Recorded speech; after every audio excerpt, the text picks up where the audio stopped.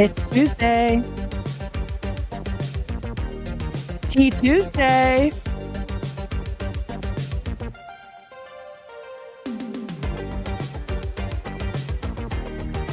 How's it going, Harley? Good, yeah? Great. My eyes are like from all the videos I've been watching last night and today. Oi, oi, oi, oi, oi. Did you fall asleep? That was my Music came back. Oh, okay. I was so confused. I was like, I have a browser open. I'm an idiot. It was me. It's fine. He wanted to keep jamming. It's fine. What was your question, Harles? Oh, if you fell asleep listening to Trisha Paytas or Gabbie Hanna. Yeah, and I woke up listening to it. I am very deep into this, deeper than I have ever been. And yeah, we're gonna get into it. If you guys didn't know, we're talking today about the Gabbie Hanna Trisha Paytas feud that has been going for 7 years now. When you say feud, emphasis on few, because it's been happening a few times. A few times, yeah. It's been a while, since 2017, so like 8 years essentially, and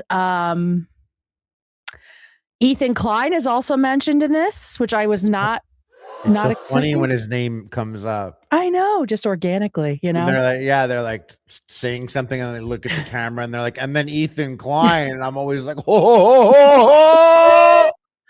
Is in trouble. That troublesome Jew. He is a tricky one. He's a tricky one.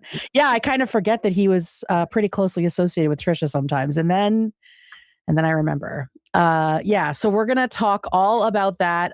There's also Jessi Smiles, who's been implicated in all of this, and it's all coming out because Gabbie has posted this new video. She's posting on TikTok about it again. And it was kind of dormant for a while, but she is still really struggling with this stuff. So we'll get into all of that. We're sorry we're a little bit late.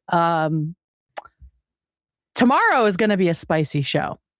Yeah, something happened and it's really interesting, and I want to talk about it. I know. But there the are official updates. Show tomorrow is going to be. Yeah, it's going to be good. So make sure you tune in for that as well.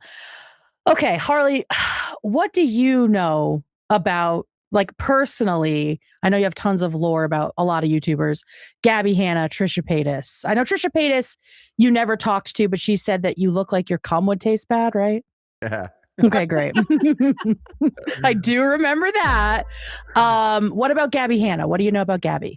I first met her at Playlist Live like 2016, 2017 maybe. Actually, the very first time I met her ever, we were on a panel together, and I saw her, and I had never spoken to her before, and she ran and she jumped on the front of me and called me daddy. What? She and I was like, oh, no, and I was like, oh, hey, so nice to meet you. What the hell? That's crazy. Okay, all right. I went to bed last night watching like Gabbie and Trish videos, and I fell asleep with the TV on. I woke up and the police were on the TV. What? Somewhere along the way, YouTube just guided me to police videos. What the fuck? That's crazy. Yeah, it was doing this Gabbie Trish rotation, and then when I woke up, there's just people getting arrested. They're like, you'll like this. Yeah. You're insane. You'll like this. Yeah. Okay. But I've always I tuned into a lot of her adventures and whatnot. I remember I remember very clearly she was going live a lot, and she was going through it a little bit. Yeah, 2020. And there was a stranger in her house. Yeah, I remember that. Stranger in her house, and she was kind of not acknowledging how crazy that was, like how messed up it was that this person is in the house. And then she kind of snapped into it, and then it got kind of really scary. I remember watching all of this go down and being super freaked out. Yeah. I remember when the Jessi Smiles stuff happened, when it was localized to Vine, because my experience with that was I lived on I lived on Sunset and Vine, and I was outside once, and I recognized Curtis Lepore, and I had recognized him, and I didn't know anything at all, where I was not in touch with anything at all. And I saw him, and I was like, "Oh, hey, what's up?" I was like, "Dude, let's take a picture for Instagram." And he was like, "Yeah, sure." And I posted it on Instagram, and all the comments were, and it was the first time I had something like this ever happened to me. This is like 2014. Yeah. He hit me up, and he was like, "Hey, no pressure. If you want to, you could take that picture down." Hey, I think it's what 'cause if he wasn't curating the comments, and I wasn't curating the comments. Yeah. And so now there was like this place where everyone could just go. And that's where I got caught up about that. But I didn't hear about the Gabbie Jessi thing until many years later. Yeah. And Trish, somehow I've done an excellent job of avoiding her unless she's on the floor crying with chicken nuggets. It's kind of crazy. Or here, yeah. Like, you've been everywhere. You've met seemingly everyone. Yeah, but this is my not first time Trish. sharing a thumbnail with Trish. Ever? Yeah. I don't think it's going to be the last after this. We'll see. Oh, I'm a messy bitch now. Messy bitch. Yeah, we're all messy Right? bitches. We get Very Garlish. the messy bitches do get called out in one of Gabbie's videos. So we'll be talking about the sinfulness of gossip, which is a piece of it. But let's just get started. David, do you have any intel on these people? Have you ever met them? I have not met either of them personally. Okay. But I think the craziest thing, which Harley, you touched on, was that whole live stream of the stranger being in her house, because at first she was just so like cool with it and like kind of hanging out with him, and then she finally gets this like super scary look of like, who the fuck are you? Yeah, get out of my house. That's freaky. That's very freaky. It felt was like a weird watching time. like a found footage horror movie. It was rough. And it could have ended any kind of way. It was very, very scary. Right. And of course we all remember her genius lyric breakdown.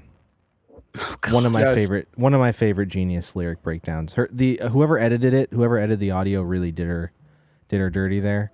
There's a little bit about that. I didn't do a ton into her music, and I left out the mental breakdown stuff because I feel like that's like so overtread, right? I think we all know it was 2020, like you said. We were all watching it.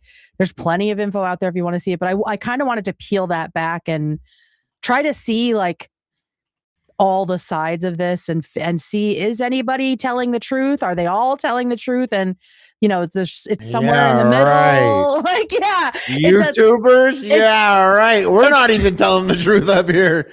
It's going to be good for you to be here, Harley, because I feel empathy for all this stuff, but maybe a lot of them are full of shit. We're going to see. Yeah. So let me introduce the players here, the main players, because it's possible that people don't know some of this stuff, because I didn't know some of it. So first we have Gabbie Hanna. Here she is. I'm going to give you a little brief timeline of her professional career. So she started on Vine in 2013. She made a YouTube channel the following year. And then in 2015, she moved to LA to work for BuzzFeed, where she was accused of stealing jokes. That became like a big scandal.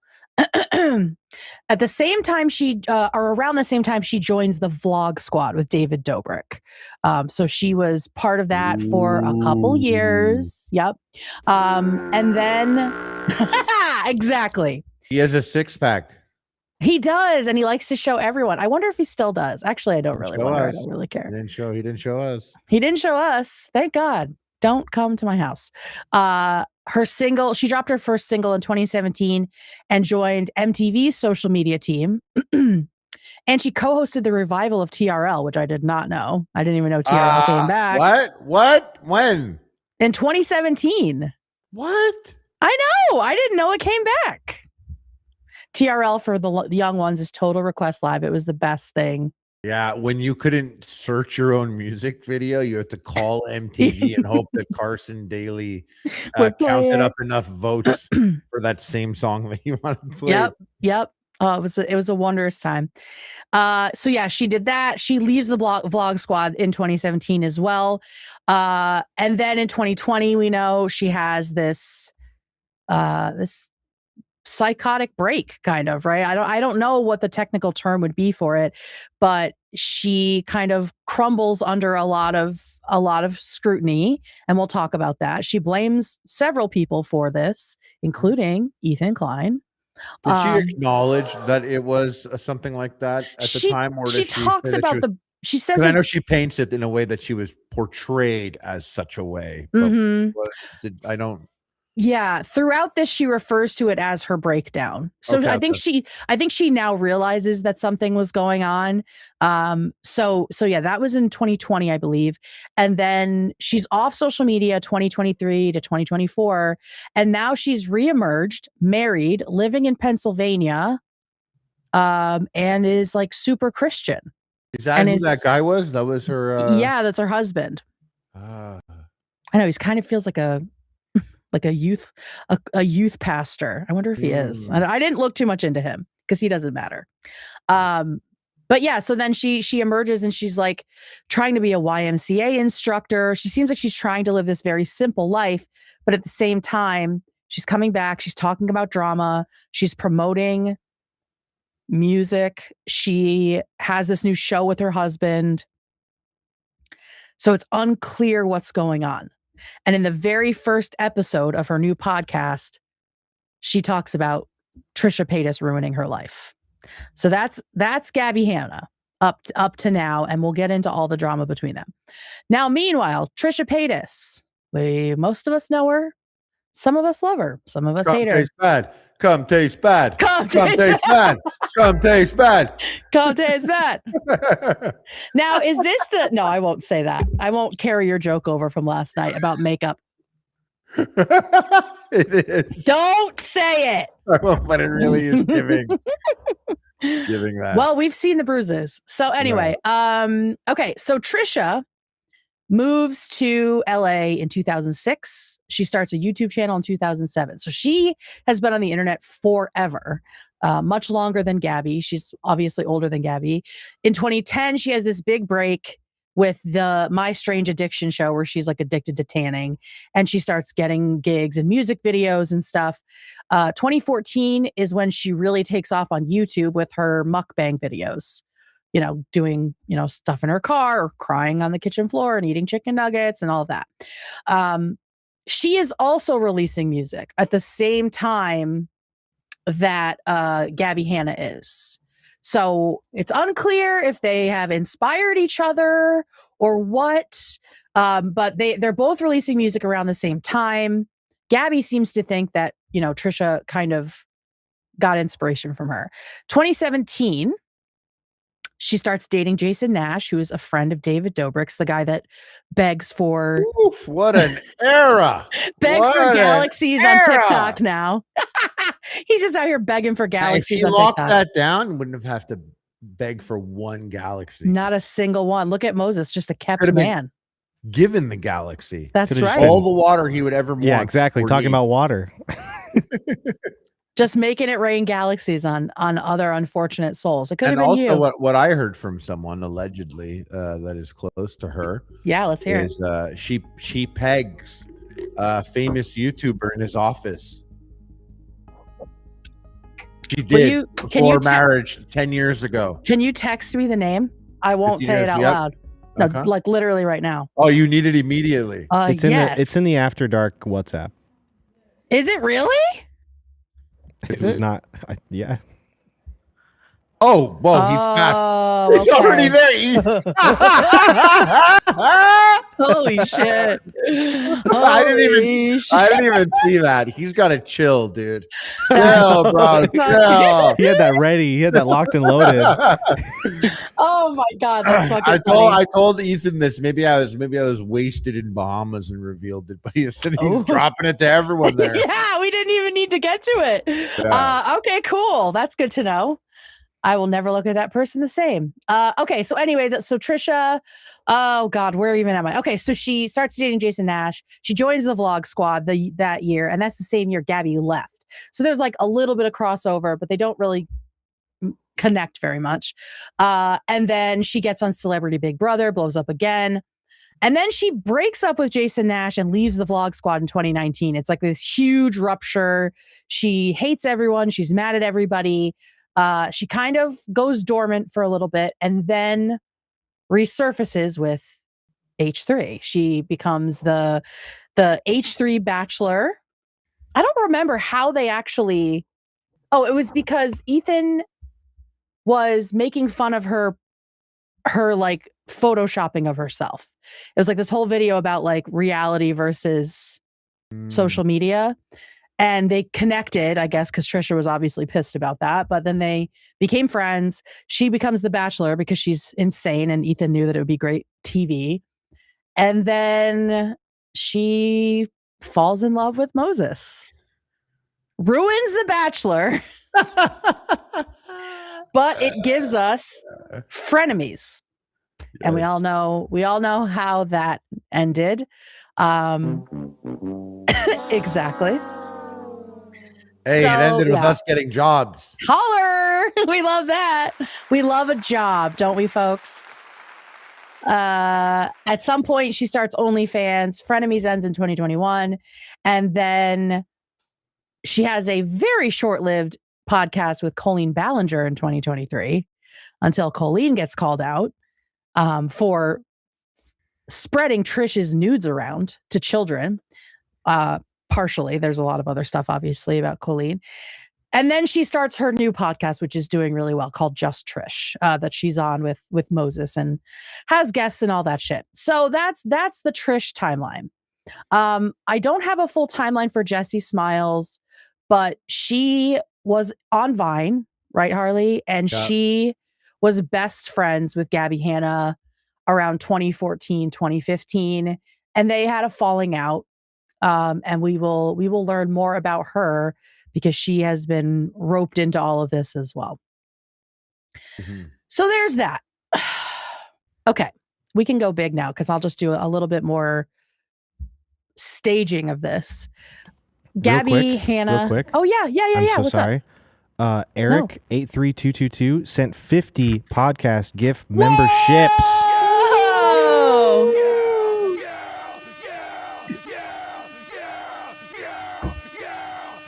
Thank you, Eric. Thank you. Thank you, Eric. That guarantees us more Tuesday. Yeah, exactly. Another Tuesday is happening. Yeah. Let's go. Thank you. And yeah, I don't know everything, right? And so I'm just looking at chat. Like, if you guys want to drop more details in chat, feel free.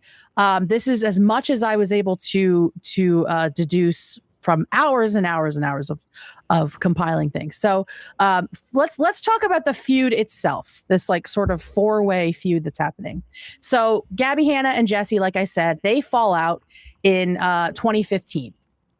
This happens after Jessi accuses her boyfriend of sexual assault, and he pleads guilty to felony assault. So she presses charges. He takes a plea deal, and at some point after that, Jessi and Gabbie have a falling out.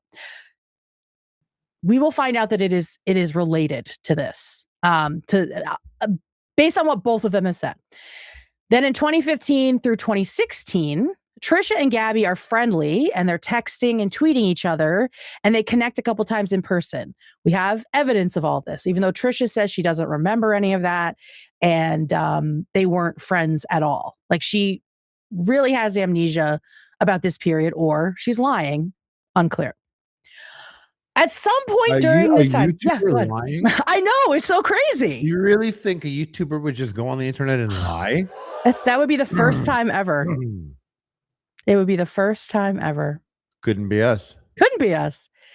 Speaking of YouTubers, we also have Shane Dawson in the mix, because at some point during like the early 20-teens, he tells Gabbie Hanna that Trisha has herpes.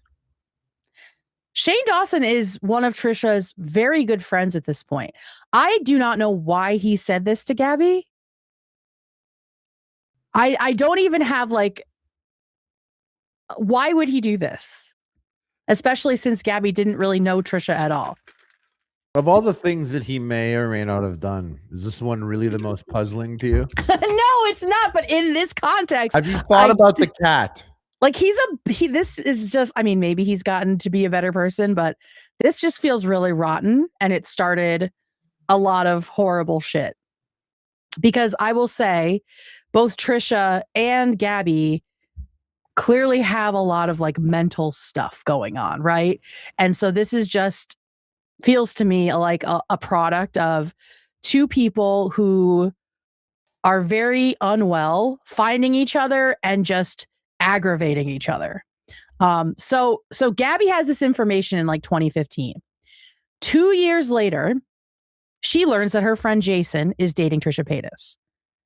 And she says, oh shit, I know something about Trisha Paytas sexually. And I feel like I should tell my friend about that. It is my duty to tell him. It's my duty to tell him. Do you feel that that's true? That it's her duty, or she has no. I thought that it would be her duty. Like if you found out that your friend was dating someone whom you believed to have an incurable STI, would you tell them that? I 100% would not be like. I can't imagine. I'd be like, that person has this, by the way. Shane Dawson told me that they yeah, Shane Dawson. That is, I think that's important context. Seriously. I pull up a video of him like blackface, and I'm like, yeah, he did. This guy. He said guy here. Do you believe him? The person you love, they have herpes. No, I would be like, make sure you get tested. You would just sort of be like, you guys should get tested. No, you should. You should. Everyone should. Everyone should do that. Make sure you do that. That's just specifically now, not just generally. Yeah. Do it now. Yeah, you would sort of. I feel, David, what do you think? Would you say something? I mean, I think without 100% knowing, it's hard to just be like, I would assume this person is. You should be wary. I think that is weird. I think maybe you could just frame it as like, I heard this. Yes, maybe you should talk to them about it, just in case. But I like that. I like that. Not certain, but also being like, hey, you're dating a YouTuber who lives in Los Angeles. There's a chance that they might have something. Yeah. You should make sure that you check that out. Right. Yeah. No, I think it makes sense. And I think that I would say something too. And Gabbie will say that she framed it that way. But there is a little hitch in this that I'd angle in on the I'd be like, look at him. He's so much older and experienced. He's probably he's probably gotten into quite a few over the years. He might have something. Yeah, worth checking out. Yeah. Well, it turns out the room was not just for Gabbie and Jason when this conversation happened. David Dobrik was also in the room. So right there, Gabbie, what are you doing? That's dumb. He was there when she said it? Yep. Was he rolling? Yeah. Hold up. Ethan's calling. Okay. Oh shit. Hello? Hey, David. It took a concerningly long time for you to answer that. Really? I mean, usually you're let us work. Rings. That was like 5 rings. Sorry. Yeah. I had to get everything set up. Just keep an eye on the phone. Sorry, hold on one second. I'm with Sonny. Sonny, you want to go there? Sonny. Actually, hold on. So anyway, my point was I was just listening to you guys. You guys look great, by the way. Sound great. Love everything that you guys are doing. I was talking about Harley and Kate. Oh, not me. Yeah. Just because they're on screen. I mean, I don't really see you that much. I'm on screen. Look at him. He's right up there. Mostly an anime. But yeah, not as much. But I mean, you look great. I can make it bigger. I can make it. Look, now it's only me on screen.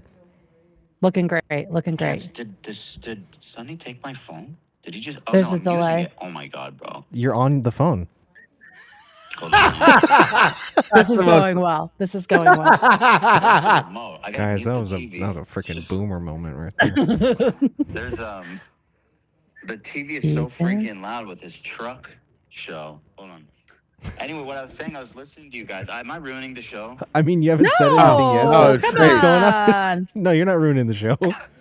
Didn't fuck up the flow at all. Where's the remote? my God. Let's hold on while we're talking about so Ethan can find the remote. Hold on. Yeah, everyone hold. Everyone look for the remote. Did he take Everyone the remote? look for the remote. Check your couches, everyone. So loud, the truck thing. Okay, so I was listening to you guys about if you would tell your friend, a close friend, a best friend, if someone they were dating had herpes. Right. And I have to say, if you're in the setting and this is your bestie, this is your best friend, and they start dating somebody, you have to tell them, I feel like. And by the way, you would do it in a way that's like, I heard this. I don't know if it's true. Yeah, right. Yeah. That's what we were saying. Shane Dawson, I don't know if Shane it's true. Dawson Please, told by the way, me. don't repeat this because I'm not trying to start shit and gossip and rumors. But I did hear this from, let's say, and I'll say Shane. You can judge how reputable the narrator is in that case. Right. Yep. But I feel like you do have to say something. Yeah, I think so, yeah, you have to bring it up. We agree with that. We have to bring it up. Yeah, yeah, we agree. Yeah, we agree. I definitely also clarify that it was Shane bringing the information forward. Yeah. Okay, good. So I mean, in that case, I think we can blame this one on Shane, huh? The cat fucker. Yeah. Yes. What about David? David was in the room. David Dobrik was in the room. David Dobrik was also in the room. Yeah, I always think about the cat. Oh, he was. Did he? And David Dobrik also. They did a bukkake on the cat. Gee, no, not that room. Not that room. He wasn't in that room. He wasn't in that room. He was in the room. The herpes room. He was in the herpes room. He was in the herpes room, not the cat bukkake room. Yeah, traditionally, what you see in like traditional power. You see stuff like Epstein, but YouTube power circles, you do coming on cats, bukkake's on cats in David Dobrik's house. It's really weird. Yeah. Wow. We heard what an from era. 10,000. Yeah, thanks for calling in. I hope you find the remote. All right, thanks, guys. Good luck. Bye. Ethan Klein, everyone. Ethan Klein, everybody. I think if the video gets demonetized for bukkake on cat, who knows what? Yeah, he's gonna hit us and be like, guys, lock in. Hey guys, stop doing that. Can't be doing that, guys. It was you. Clean it up. It was you. Oh my God. When David was in the room, was he like with the camera like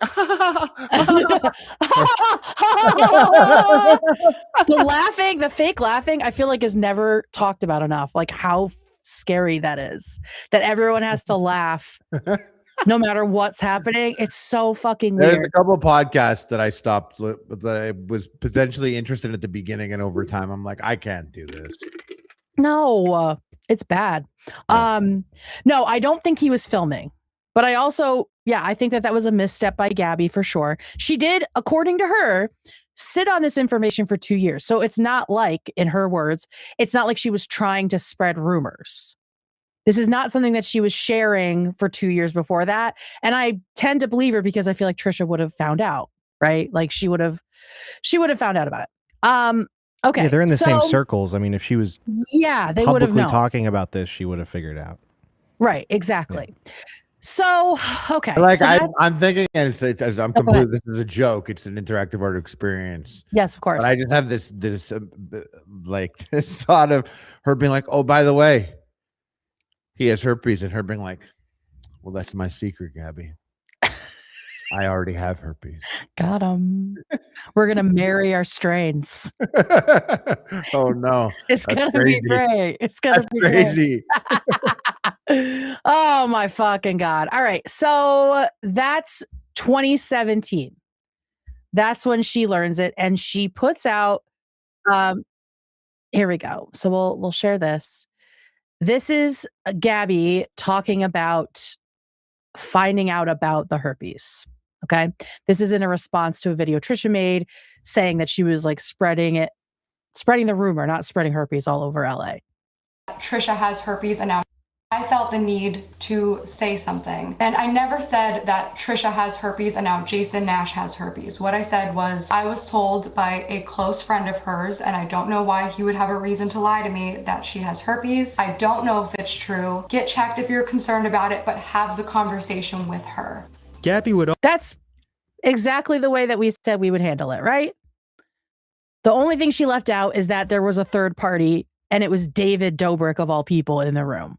I'm so happy my dad wasn't dating Trish. And then they're talking about my dad having herpes and stuff on the right, because Jason has kids. Yeah, like I'm just happy my dad never was dating Trish. Yeah, I think we're all glad our dads didn't date Trish. Cheers to that. Because I mean, she was wild for a long time. Like she's clearly settled in, right? And she seems to be having like a much more peaceful life. But I mean, just the stories she tells on her own.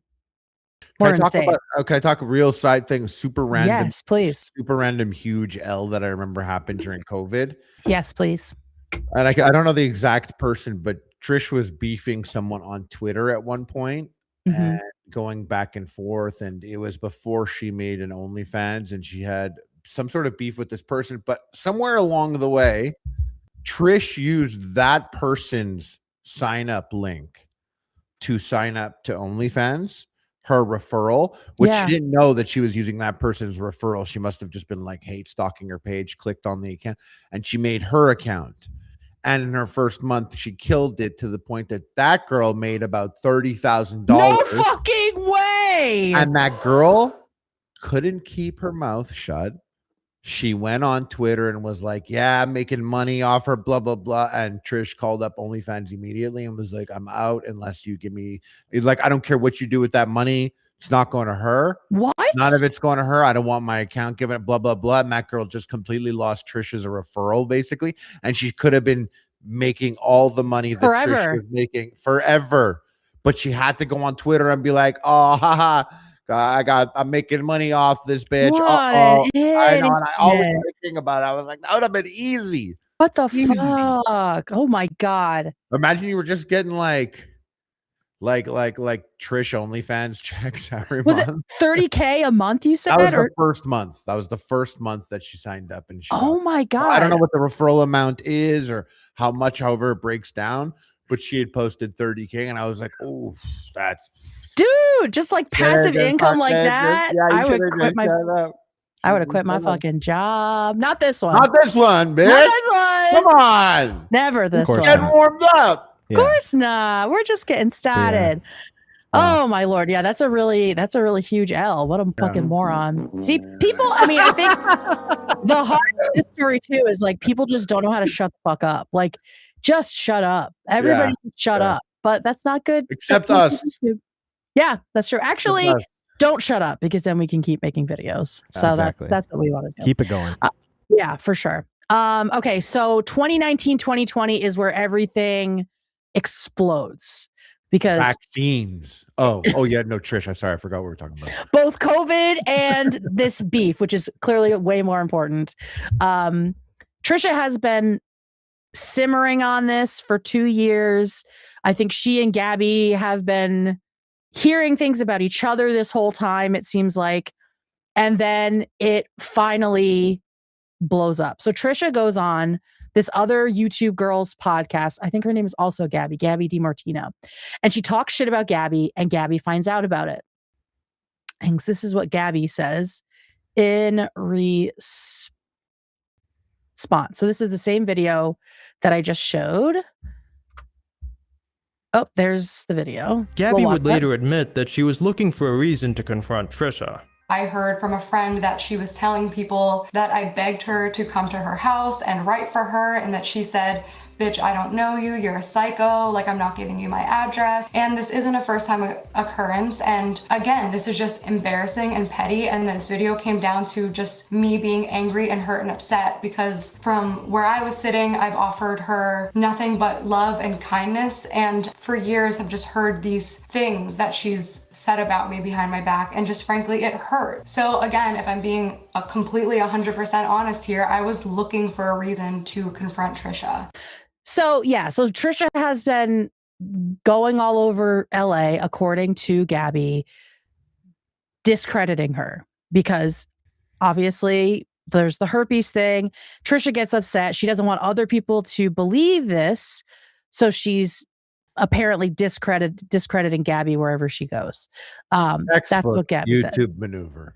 Expert. Yeah, you got to really textbook YouTube maneuver. Yeah. Like just Don't believe anything she says. I mean, it's very Trumpian too, right? Like, absolutely. Just completely dog that person, make her look crazy. It is pretty wild when you have, videos of you singing her song or playing her music, talking, comment on her videos, and then being like, I literally have no idea who this person is. She's scaring me. Exactly. Exactly. But Trish is advanced, and not only is she advanced YouTuber content brain rot type person, she actually has a very unique buff that I've never seen in the game before. Yeah. It seems like for what she puts out and what she gets back, she is one of the most untouchable people I've seen on YouTube. Teflon. More so than Logan or whoever you think has gone through the shit and bounced back. She barely even goes through any shit for what she dishes out.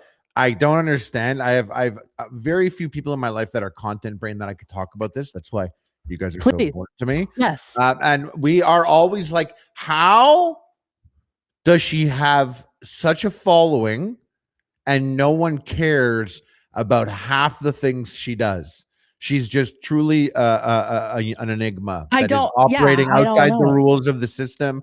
So my whole content brain stuff really never works with her because, like you said, Teflon. Just I don't understand what's going on. It's crazy. Yeah, I don't get it. She has it, right? Whatever it is, she has it, and people are willing to forgive her of just about anything. And like you said, she has this very dedicated core base, right? Who will sweep for her forever and ever.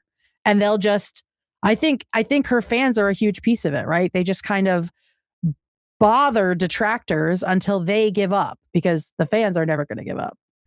And so that kind of just makes things go away more quickly. I mean, just look at like the Israel stuff. Yeah. Like, literally, could not be sucking Israel's dick more. He dressed like an IDF soldier for Passover dinner. Full on propaganda. Like, has faced zero accusations that have stuck about being a hyper Zionist, like insane.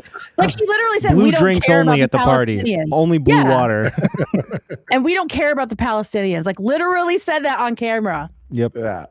Faces. It's impressive. And then even Moses was like, "Hey, whoa, that's not what we said." That's not yes. Even the Israeli fighter pilot was like, "Whoa, calm down there." All right, so then she also accuses Trisha in that same video of, no, not in the video, on Twitter. She accuses Trisha of blackmailing the girl from the podcast. My beautiful, amazing, sweet friend, Gabbie DiMartino just called me sobbing because Trisha threatened her to make a post. She's terrified and broken. This is crossing a line. Gabbie does not deserve this. So because Trisha was getting hate from Gabbie about the podcast that she went on, Gabbie DiMartino got attacked by Trisha stans as well. And so Gabbie and Trisha like made a deal, and Gabbie put out a post. This is DiMartino put out a deal of some sort of a post supporting Trisha. And now Gabbie Hanna says that was coerced, essentially. And we have Trisha's reaction to this. Look, I'm doing so much better with the tabs today. Okay, so this is Trisha's response to blackmailing Gabbie DiMartino into supporting her. I was saying, which maybe this is the part that she's like, she's blackmailing me, but this is all after she admitted she lied and stuff like that. Anyways, it's fine. And if she wanted to tell her friend what I was talking shit, like that's fine, but be honest about what I said. So that's why I said that. And I was like, she goes, seriously? I said, that's just what you told me. She goes, why are you threatening me? So that's where that comes in. I'm just trying to say sorry and asking what I can do. I said, you unintentionally started this by talking about me. It's not a threat. That's just what you told me. Like that, I was just reiterating her like logic. Like, so I should just tell this person what you said. Like, that's just normal. So in the conversation, Trisha brings up some other thing as leverage, and she's kind of glossing over it here. She's like, oh, well, I know this about you that someone told me. Should I just tell everybody? And that's why this girl thinks that she's being blackmailed. Like, if I don't support Trisha will tell people this information she has about me. And this is something we've seen Trisha do, right? She's like, oh, well, I heard this about you, and just like totally annihilates people and just keeps moving. Oh, what if she never pegged that guy, but she just said it? I don't trust anything she says. I mean, I didn't get it from her, but yeah. Maybe. Yeah, the amount. Well, if you didn't get it from her, I mean, I think I would only trust it if you got it from the person she pegged. I'd only trust it if I saw it and smelt it. Okay. You're fucking gross. Yeah. Saw it and smelled it is crazy, Harley. I wasn't thinking. Sometimes I'm just autopilot. Disgusting. Disgusting. Let me see if there's any more to this. Shit that's just like, oh yeah, by the way, this person said this about you. Though you could interpret Trisha saying, just gonna blast you. That. Oh yeah, here it is. So she says, like, I guess that's just what we do. Just share information we share. Not trying to start shit, just gonna blast you. That's all. So she's like, yeah, I am definitely going to like expose you because now you have talked shit about me. So she's holding this girl over a barrel, essentially.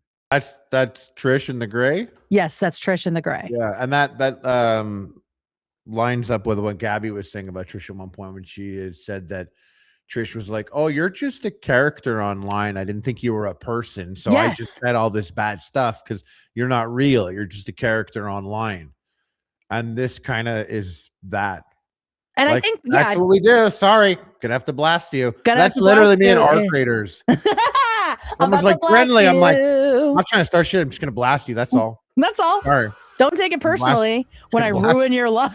I'm gonna blast you. Just gonna fucking blast you. I'm not trying to start shit. Seriously, I'm just gonna blast you. That's all. Trisha, just blast you. I'm literally not trying to start shit. I'm just gonna blast you. I'm gonna blast you. That's all. Blast you. Blast is like that's really bad, Trisha. That is starting shit. That's a euphemism for killing someone in our 90s rap. This is 90s rap diss lyric. Yeah. I'm gonna blast you. I'm not trying to start you, just gonna blast you. That's all. That's all. Fucking hell, Trisha. So she quote unquote blackmails her. And then she talks about, okay, so here's Trisha talking about the herpes thing. And she is on one in this video. She is very upset. She is, what is the quality? Oh, this is just an old ass video. It's a re-upload because all of this stuff has been wiped from the internet. They love taking down their videos. I've noticed going through this tour. Dumb, yeah. Both of them love putting up videos and then taking it down. Yep. And then later on referencing the video that was taken down. They're like, yeah, I took it down, but you can find it out there. Yes. They're like, it's fine. Someone has it. It's like, then why did you take it down? That made my job so much harder. Yes. I had to like dig for a lot of shit. So here's Trisha in a 480p. I apologize. That's what we're working with, guys. Where our old head YouTubers at? Yeah. Just squint your eyes a little bit. And here she is talking about the herpes thing and everything else. Again, this is all 2019, 2020. And you can kind of see how she plays the victim here, whether she is or not. That's up to all of us to decide. This is a story that happened years ago, and I'm going to tell it now because this is my only issue with Gabbie Hanna. This is the only thing I've ever said to people. I've said it to people about her when they bring her up, and I said, this is why I don't trust Gabbie Hanna. That's it. Now, Harley, do you believe she has only said this about Gabbie Hanna when Gabbie Hanna was brought up? Or do you think she initiated it? Once she's there and she's sitting on the kitchen floor and she's freaking out on the kitchen floor with the camera on her, I believe everything. Okay. Like this is like watching Michael Jordan shooting at the park. Just Michael Jordan shooting at the park. Her on the kitchen floor politicking on some nonsense bullshit, herpes and other YouTubers, and I'm just like, this is in the tracksuit. Believe it or not, this is a master at work right here. It is. Why the kitchen floor? Like that is such a choice. Yeah. All right, let's watch Jordan go to work. This is it. This is it for me. Like I said, no personal, nothing against her. I think we have a lot of similar issues. So like, I would agree. Cool, but this is not cool because this is one thing I don't do. This is one thing I don't do. I don't lie on people's sexual health. Okay, so she told him. Okay. When me and Jason started hooking up in 2017, I did a video called like YouTubers I've hooked up with. She By the clues, guess that I was hooking up with Jason. I was. She texted Jason and she told Jason, or I guess, I don't know if she texted him or told him in person. But we know she told him in person and David Dobrik was there. Basically, she told him, hey, be careful. Trish has herpes and you're sleeping with her and blah, blah, blah.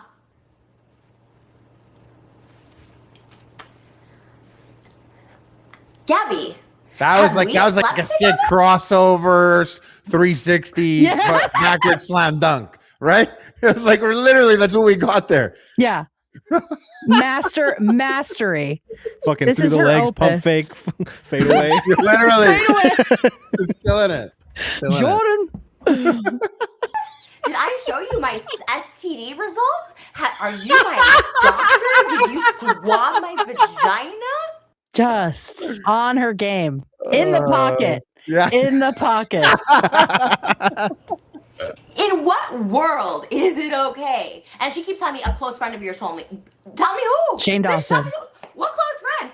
I don't think I have any close friends. Last I checked, I have no friends. I'm that friendless bitch on YouTube. And I guess I keep making videos like this. I'll continue to be a friendless bitch. And that's just what it is. I don't care, but I don't like people doing this. I don't like people lying on me. I don't like people starting drama. Like, you guys do not believe the day I had today. I literally asked her so many times to leave me alone. She is so like wouldn't.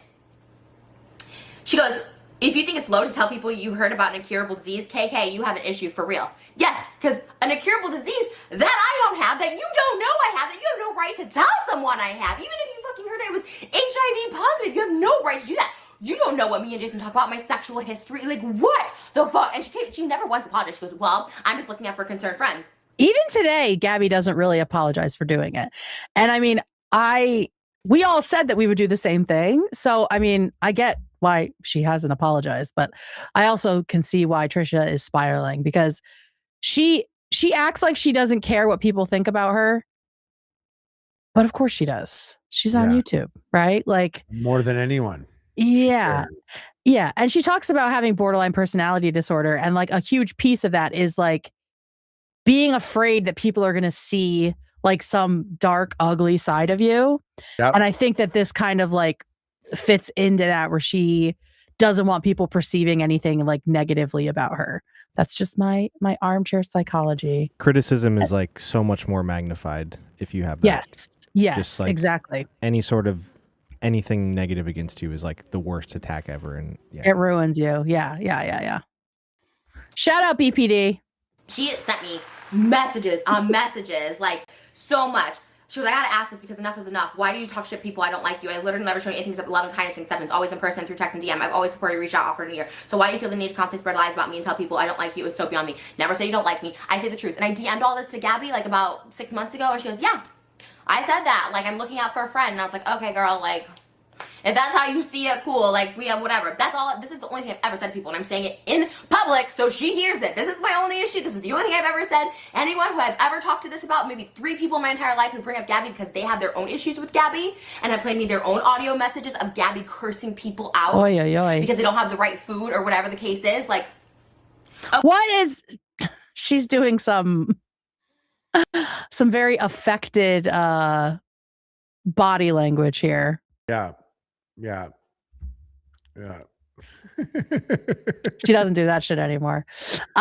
So obviously Trisha's like freaking out about it. And it's just insane to me that they're still fighting and messaging about it 2 years later. And Trish here is saying that Gabbie is the one that keeps resurfacing it. And I tend to agree with that because she's resurfacing it again now. 7 years after this. She probably doesn't understand how no one, because it is very small people that take her, even just browsing through the comments, a lot more people side with Trish. Yeah. And it might be, what's the word? You're confusing. It might be I don't think trying to conflating. Yeah, she must be confused. How is no one seeing it this way? Mm-hmm. Or really, to an outsider, they're both on the same thing, kind of. Except Trish has this special ability that nothing sticks to her. Yeah, so she's untouchable. But I do think they almost have two sides of the same coin type brain when it comes to this, and they're both taking different approaches and getting drastically different results. Mm-hmm. Because I do think both of them are content brained. Oh, for sure. Like as I was watching all this, I was just thinking it seems to me that they see the worst of themselves in the other person. Like they just should never have ever met. Like they are never going to get along or be good for each other because like they are so similar. And I think they're both very, very ambitious, right? They're very ambitious people. Gabbie just wants to make her content, but she says she's still getting so much blowback from apparently what Trish has been saying about her, what Jessi Smiles has put out about her. So I think that's why she's so frustrated. Jessi Smiles thing is such a different thing to break down. Yes. And because the Jessi Smiles thing, like for example, my experience with Gabbie firsthand was there was never any hint of malice, and she seemed like a very truthful, honest person. Nothing to hide. There was nothing to it. Mm-hmm. Trish is a bit more, seems like she might be nefarious, or you know what I mean. But we know she lies, right? She lies, but then she will be forthcoming about the type of person she is. True, and it's kind of like all out there. And the thing that works against Gabbie is her history with Jessi Smiles. Mm-hmm. Really paints it shines a light on everything in an awkward in a manner that makes everything look different than how she puts it out, because we have insight to this pretty intense thing that it's just something that seemed like makes everything she's doing look weird. Makes it look weirder because you think about that situation. Yeah, and we will get into that now. But I agree that to me through this seems to be the piece that is still impacting her. I'm not sure why she's blaming Trish equally. Unless it's Trish's fans that are really like up her ass all the time, which might be true, right? You think they would do that? You think her fans would do that? I don't know. Bother someone like that? Just continue a years long campaign for no reason. Maybe it's possible. Hard to know. I know they're just good salt of the earth people, but yeah. So, all right, let's get into Jessi Smiles because that's his whole thing. So, because you wanted to, we didn't need to get too into it, right? You want? I'll just touch on it a little bit. Okay. Because it is important and it does kind of come up a couple of times. So, at the same time that Trish and Gabbie are fighting. Oh, what I was going to say is I think Gabbie talks about having OCD, and I think that also plays into this because she can't let it go from Trish until she feels like there's like a real resolution, and Trish like refuses to give that to her, right? Because she just keeps being like, I don't care. I don't know you.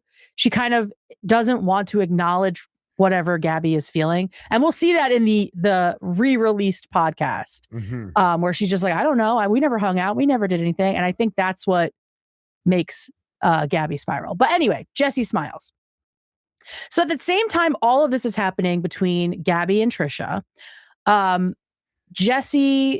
Stuff with Jessi Smiles starts bubbling up. As you remember, they were best friends. She went after her boyfriend for sexual assault. He pled guilty, so he admitted to wrongdoing. And then behind the scenes, though, people were starting to accuse Gabbie of siding with her ex-boyfriend, her rapist, right? And so here is how that went down. There was a random Twitter user, and this is where Gabbie fucks up. Like, you shouldn't be DMing random Twitter people. She this random Twitter user accuses her of siding with Jessi's rapist and collaborating with him and his friends. And then she decides to DM this person and just word vomit all of this stuff. And so here is Jessi Smiles reading all that because that person, that random Twitter person, gave all of this information to Jessi. because that is the internet, right? It's like Gabbie's playing checkers, right? And Trisha and everybody else is playing chess. That's what it feels like. Like, why are you trusting this person? Yeah. This girl, her name is Deanna. She tweeted, I think a lot of people forget or don't know that Gabbie Hanna chose a rapist who admitted and signed a confession to the cops over her best friend who was the victim. And she didn't do it privately, but publicly. That's always bothered me. So Gabbie saw Deanna's tweet and she didn't like it. She felt strongly enough that she felt she needed to message Deanna. And that's why I'm here today, to share those messages with you. I wanted to say before I start reading the messages, I am not going to include every single message showing the blah, blah, blah, skip ahead. I just want to let that by saying, because you're going to see a lot of her messages in the end start agreeing with Gabbie. You're going to converse feeling manipulated, because I'm genuinely trying not to engage with this stuff because it's gossip, but this is one that truly confuses me because So this is Gabbie in gray talking to this literal random Twitter person. And it's not gossip what that person said. No. That was factual from what I understand of where we're at now. As far as we know, yeah. Why anyone believes it. If I collabed with my friend's ex, especially publicly, where is it? Where is any photo, any video? It doesn't exist because it didn't happen. That man is not my friend, has never been my friend. I think I tweeted at him one time before I ever even met Jessi, and that's it. So how this story is a thing, I'll never understand, but I want to. Deanna says, Gabbie, I truly appreciate you asking, and I want to hear your side. My tweet was really harsh, and you didn't come at me with hate or anything. As far as I and 99% of your subscribers or people on this side of the YouTube fence believe that you took his side when the allegations dropped. And if I have anything wrong or mistaken, please feel free to show me your side and correct me. I mean, the allegations, I don't know if they were dropped. I don't know if that's what happens with a plea deal, but yeah, I guess after all the court stuff, people think that she sided with Curtis, this guy who what was it? Is it because she had filmed the Vine after, or she was it's still kind of unclear. Like, there are a couple of pictures of them together, but she says that like he was just there and took a picture with me or of me, but we were not actually hanging out. Like, I don't know if there are Vines. I don't know. Cause again, this is like such old YouTube internet stuff. Yeah, then the approach here would have hurt to have said this publicly instead of kind of, I don't know how much deep she goes here with this person, but she should have just said it publicly. Like, that's not my friend. That's yeah, exactly. She went in. Yeah. Okay. Yeah. So she says, here's a long story short. All right. Yap. So I'll just read this. Jessi and I weren't friends when the allegations went down. We became friends after. Once we were friends, I literally never talked to or collabed with Curtis. Okay. So maybe she had like talked to him before that. For reasons that don't matter and to not spread hate or rumors, Jessi and I had a falling out. So Gabbie says they fell out for other reasons. But that has never been shared publicly. Right. And no one says that they don't, neither of them have said that. And Jessi had a whole video a couple of years ago that got a lot of views, breaking it all down and showing their phone call there. Yeah, that's not this video, is it? No, it's not, but I have a clip from that video too. Yeah. You can hear Gabbie on the phone with her. Yeah. That's what I remember. Yeah, falling out. I had to make a choice to stop engaging with it. Since then, her and Jen, and I don't know who Jen is, started a hate campaign about me, saying that I ditched her to collab with her rapist because he had more followers. I do want to play that little bit because Jessi does have an opinion on that. Never said that. Ditched her to collab with her rapist because he had more followers.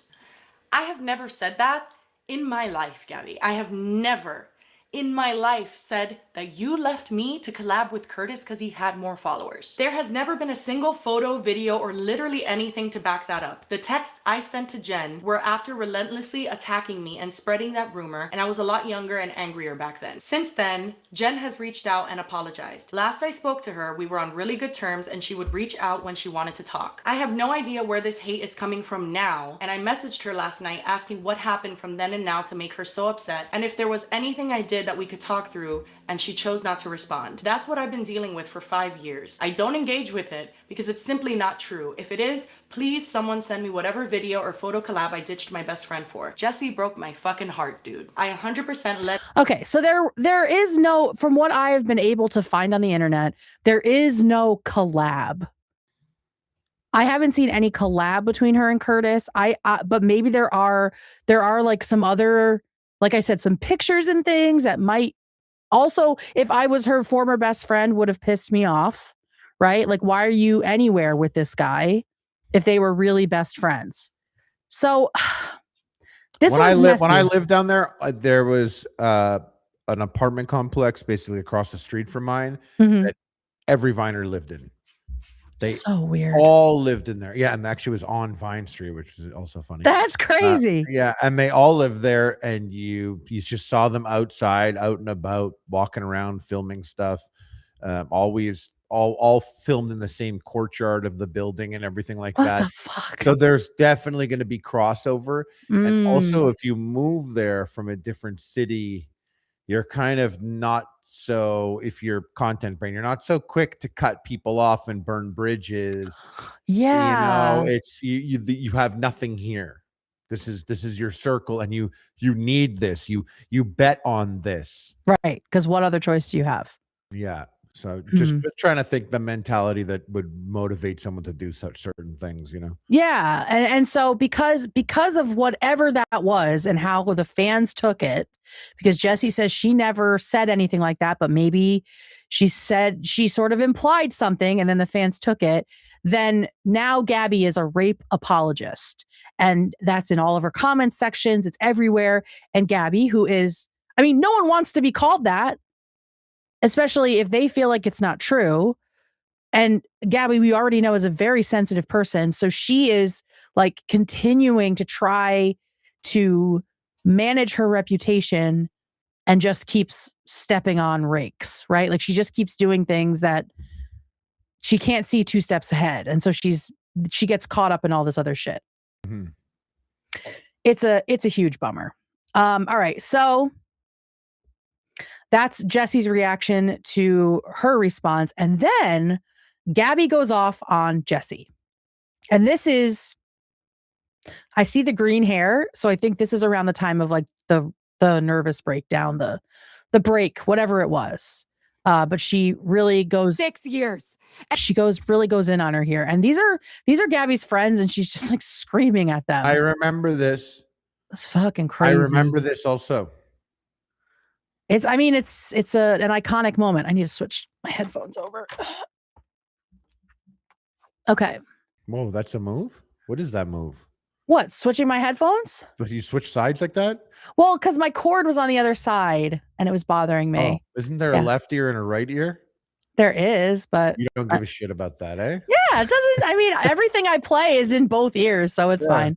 Yeah. All right. So here is Gabbie. This is 2020. So everything happened in 2014, 2015. 6 years later, vaccines. She is. Oh, yeah. Also the vaccines. Yep. I know. I'm like, are these people in each other's bubbles? Are we just spreading COVID? Like, what's going on? Like, there's a lot of content being made in 2020. Yep. That should not have been made. Yep. In my opinion. All right, here we go. People were moving to Florida to go make content. Oh my God, that's so stupid. They were. We had people. I knew people in Montreal that were moving. They were literally spending months at a time in Tulum. What the fuck? So they can go dancing with each other and stuff. Jesus Christ. Yeah. We're doomed. We're fucking doomed. All right, so these are her friends, and she's just using them as like a screaming wall. It's crazy. You can say whatever you guys have no fucking idea what I've been dealing with behind the scenes for 6 years. And have I ever said a word? Have I ever tried to start drama with somebody? No. After I was being accused again that night, I was being called a rape apologist and saying I defended my best friend's rapist and ditched my best friend for her rapist. A fan DM'd me tweeted at me publicly, fucking tweeted at me. Again, a human being reached out to me and asked me a question. And I answered her questions, and she showed me a Vine. I said, that's not me. She didn't reach out to you. She tweeted about you, and you, I'm guessing, were searching your own name. Because she wasn't like, hey, Gabbie Hanna, can you answer this question? She was just like, Gabbie Hanna's a rape apologist. I said, I swear there's a tweet. I said, please show me. And now I'm a master fucking manipulator because I disproved lies. And I'm not allowed to talk to fans, but Jessi can. Jessi can be in DMs with this girl and talk about me, and nobody points out that immediate fucking hypocrisy. Exactly. I want the false accusations removed, and I want you to publicly retract them, and I want you to apologize, because this is fucked up. You guys made a circus of my mental abuse, and my fucking abuser was the ringleader of it, and I'm done dealing with this bullshit. Her abuser, she refers to Trisha as her abuser several times. So she has decided that Trisha was her like psychological abuser through all of this. Because I'm not looking over my fucking shoulder for the rest of my life. I'm not letting these false allegations follow me for the rest of my life. And nobody's showing the other side. When it's funny, how many people made videos when Jessi made her video? And then when I made my response, how many people made a video about it? 1, maybe 2? And then the ones that did, like, were they? All right, so that's basically her response, and she's like demanding an apology. I feel like her husband right now in the newest pod, because she was going and saying and asking questions, and I'm like, but there's no time to answer. She doesn't care about the answer, really. No, she's still on the same merry-go-round. Like, whatever the reason is, she's still there. She's still like in 2014, like this angry about it. And I understand it's, according to her, she is still getting like the same level of harassment, right? Like the same people still trying to go after her and get her canceled and get deals taken away from her and stuff. But like, I don't know. How do you get out of this spiral? Medication? I don't know. It is really fascinating because she's venting and going off, and these people are sitting there like, and her newest podcast, she's doing the same thing. And that young man there is just, they're like, like they're just, I mean, I kept trying to put myself in their shoes, because I just can't imagine my friends just screaming in my face. Like, look at her just screaming in my face about something. It's like, what do you do? Yeah, the podcast that guy sitting there, and the newest one that she dropped, where it's the same stuff. Yeah. They were like, this is our 3rd time recording this, and it looks in his face. He like fights off a yawn at one point. It looks like it's the 3rd time all in a row. Like, they did one, they didn't film it, so then they did a second one. They watched it right after, and she was like, let's go right now. Oh my God. Like, we got to do this again. I saw him look at his watch a couple times. So you think she did this screaming match more than once? Yeah. Well, then in the newest one, I think she probably optically has a recording where she was maybe getting amped up, and probably she's a smart person and has the content brain, so she probably looks back at this optically and realizes that it should be a bit different. Yeah, there were definitely like some hard cuts in there. Yeah, there was. And I mean, the special ingredient maybe this time with the power of Jesus. Yes, exactly. The Jesus stuff does come around a little bit. All right, I want to try to find the clip of the phone call. David, do you want to do some super chats? Because that's like the one thing I didn't link on here. Sure. Thank you. We got a lot of soupies so far. Thank you, everyone. Woo! Thanks, everybody. Yay! Halo's World. All you itches need to chill. Harley's going to fall in love with my roommate. She's the coolest, and we only live a few hours away. With peace and love. Thoughts? Okay, everyone. Nice. Is it a boy or a girl? No clarification yet. Boogity. Harles, I sent you a DM on Discord about Gulia. I am autistic and dolls have a huge collection, and I am autistic about dolls and have a huge collection of them, so I know the ins and outs of getting them. Also, you talk in romantic partner applications? Am I autistic? Oh my God. Am I autistic? Have you ever taken the autism test? We should do that one day.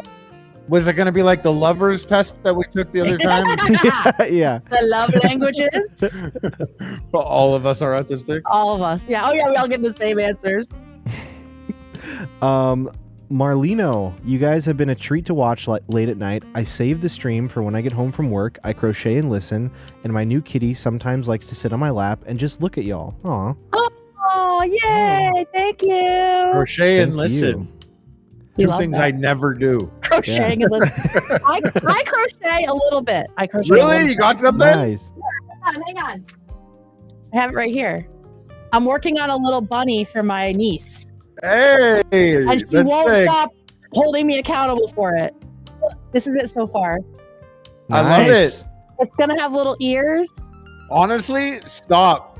Yeah, it's perfect. It's great. That's great. Perfect. Just a squishy ball. Just an egg. Yeah, actually, I have to do like the little details on it. But yeah, we're working on it. Yeah, I love that. I love it as it is. That's pretty sweet.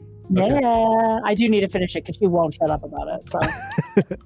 So, Katie Halliday donated $50. Shout out, hey Guarlies, love you guys, keep it up, proud of you. Also, Harley, shout out to a fellow Canadian. Hell yeah, Peters. Yeah. D Sodom.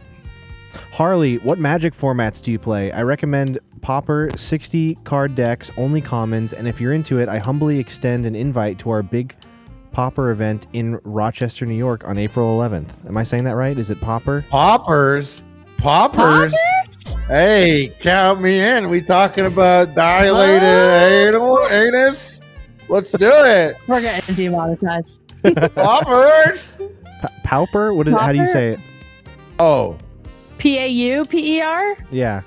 Pauper. Yeah, Pauper. Pauper. Okay, I said it right. All right. Poppers, babies. Poppers and Magic the Gathering. Let's freaking go. Let's go. Jen G.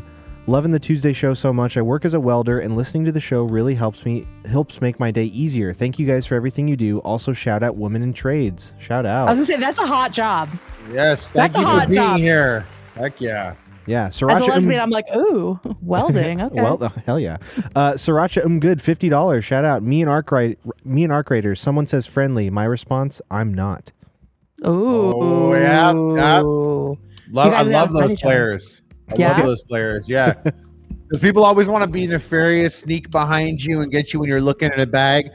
They'll be like, I'm friendly. And then they'll do some weird stuff and then they shoot you in the back. So when someone's like, I'm not friendly, I'm like, hell yeah, dude, let's play the game. Yeah, thank you. 1v1, motherfucker. Nicole Concilio sent 5 podcast gift memberships. Thank you, Nicole. Thank you. Thank you so much. She's here for the tea. Yeah. We love her. We got a couple more here. Whitney Bobbitney.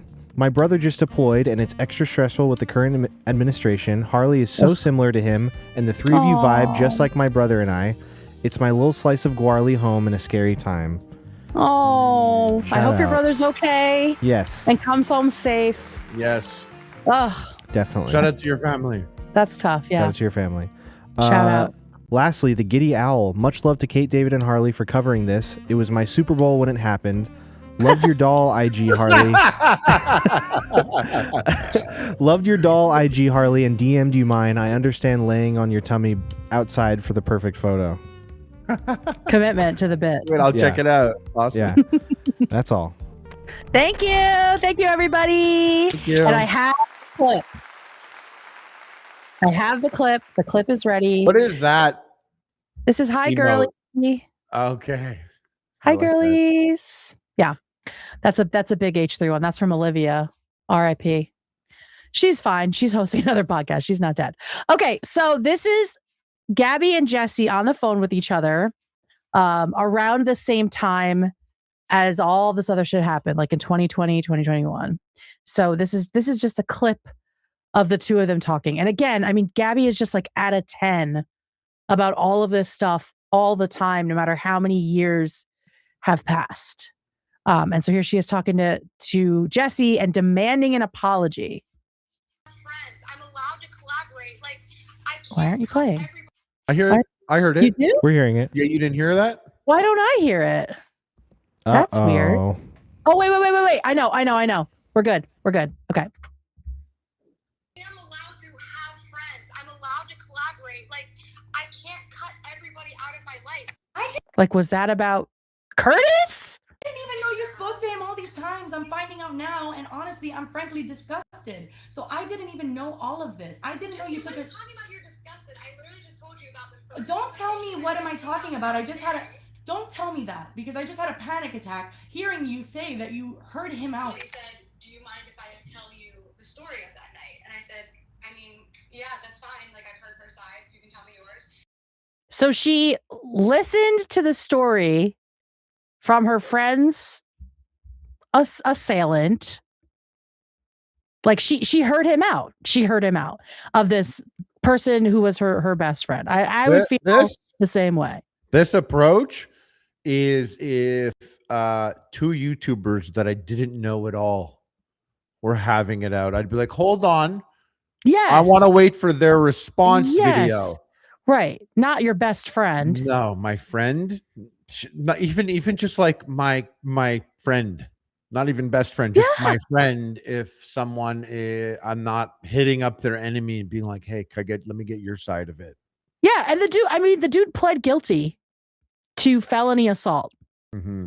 Not necessarily to sexual assault, but he pled guilty to something.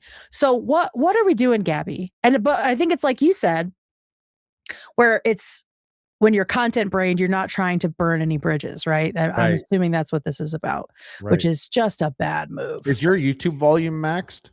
But the sound is just wicked quiet. Oh, I saw someone say something there again. Yeah, sorry guys. No, the sound I can is turn just... it up on my end. Okay, cool. Great. Thank you. Maybe a little boost there. I think because it's an old video too and an re-upload. Shout out to the old head YouTube watchers. Shout out to the grainy folks. Where my OG Fred subscribers at? The potato cams. Saw someone Go ahead. this is off top, but we love it. Talking about Fred, and someone was like, Fred predicted brain rot. Oh my God. It's so true. Fucking Fred. Where is Fred now? Dead. Nuh-uh. Yeah, he shot up that the suicide. No, I'm lying about everything. Oh I don't my know God! I don't know where this bitch going. I want to stop. Take me out of it. Take me out of it. Fucking hell! It was a whole Fred firearm thing. It was dark. I don't know why I went there. Oh my God! Let's get out of here. Let's get out of here. Okay. Anyway, drama time. I didn't even know that he told you the story of the night I was raped. I never knew that. Yeah, so he told me a story, and then I told him. Why would you listen to him? Yeah. Why would you listen to him? Like, really? Why would you? He like even. I was getting ready to defend you. Like, but for what? Just say no, sir. Thanks. Like, fuck you. Like, even though she's not my friend, I don't want to hear how you think you didn't rape her. Literally, I deadass was waiting for him to lie. And like, who cares? Like, just hang up. Fuck him. Jessi, I wanted to fight for you too. Don't like literally fuck him. I agree. Fuck him. I agree. But like when he said that, I literally wanted to catch him in his lie. So then for what? He told me his story, and I told him, well, Curtis, that is literally the story that Jessi tells. And at the end of the day, she was asleep. Like that. Excuse me, I need to call you back. I'm sorry. So Gabbie has said since in a follow-up video about this that Jessi was kind of being manipulative in this, and I don't see that at all, unless Gabbie didn't know that she was recording this. But otherwise, I mean, she just seems genuinely distressed that her friend betrayed her like this. Yeah, I think this just reads to me as a normal person. Yeah, a normal reaction. Videos. Yeah, and I do always default to like, that just means they're really good at it, but it doesn't give that to me at all. This feels absolutely genuine. Every video I've seen of her, I was never a Jessi Smiles content consumer. I don't know. Me neither. Yeah. I've only seen the videos about these issues, and every single part of it seems 1000% authentic. Yeah. And I understand why she's crying there. She said, like, why would you talk to my rapist? And she doesn't even stop to acknowledge what was said there. She just kind of keeps talking. Yeah. And that was I could see why her friend's not listening to her. Yeah. And not you're great. kind of having this moment where like, this isn't really a friend. Yeah, exactly. Yeah. So she just feels like total betrayal there. So I get it. I understand why Jessi Smiles is still very upset. And I don't think Gabbie went about it the right way to try to, she gets on the call with this woman who she did wrong and then also tries to like demand an apology of her and that, that this has been going on and she's like psychologically abusing her and manipulating and all this stuff. So there's a lot of like desperation. There's like a lot of flailing that's happening. And I think that does not do well for Gabbie's side of all this stuff. Speaking of which, she on that fateful podcast episode with the bare feet during COVID, she accuses Trisha and other YouTubers of trying to ruin everything she does. Blames them for her mental health issues and her decline in popularity. Calls them bullies. Let me see if this is the one we already showed. Okay, she blames who for that? She blames Trisha and Jessi Smiles, and at some point she does also mention Ethan. I'm not sure if it's in this clip, but this is just more of her screaming. So enjoy this. I did watch it. I'm watching these videos now for the first fucking time. You're going to talk about my mental health as I'm having a mental breakdown because you gaslighted and mentally abused me for fucking months because you spread a one-sided narrative that you knew was filled with fucking lies for months. And now I'm talking about it and I'm losing my mind. Are you out of your fucking mind? Are you out of your mind to have the fucking audacity to question somebody's mental health? And again, she's talking to her friends. She's just railing in their direction. They're like, she's using them as like avatars for these people. It's really weird. Again, this is years later. Mock them while they're having an emotional breakdown because of what you did. You fucking narcissistic abuser piece of shit. All of them. They're narcissistic abusers. They're selfish. They push people to their edge. They corner them. They isolate them. They take away everything they have. And when they dare show an ounce of fucking human emotion, this is how they respond. You're losing it. You're manipulating. You're playing the victim. Fuck you. Fuck all of these people for what they've done to me. And for them to be tweeting right now, I'm playing the victim. I am the fucking victim.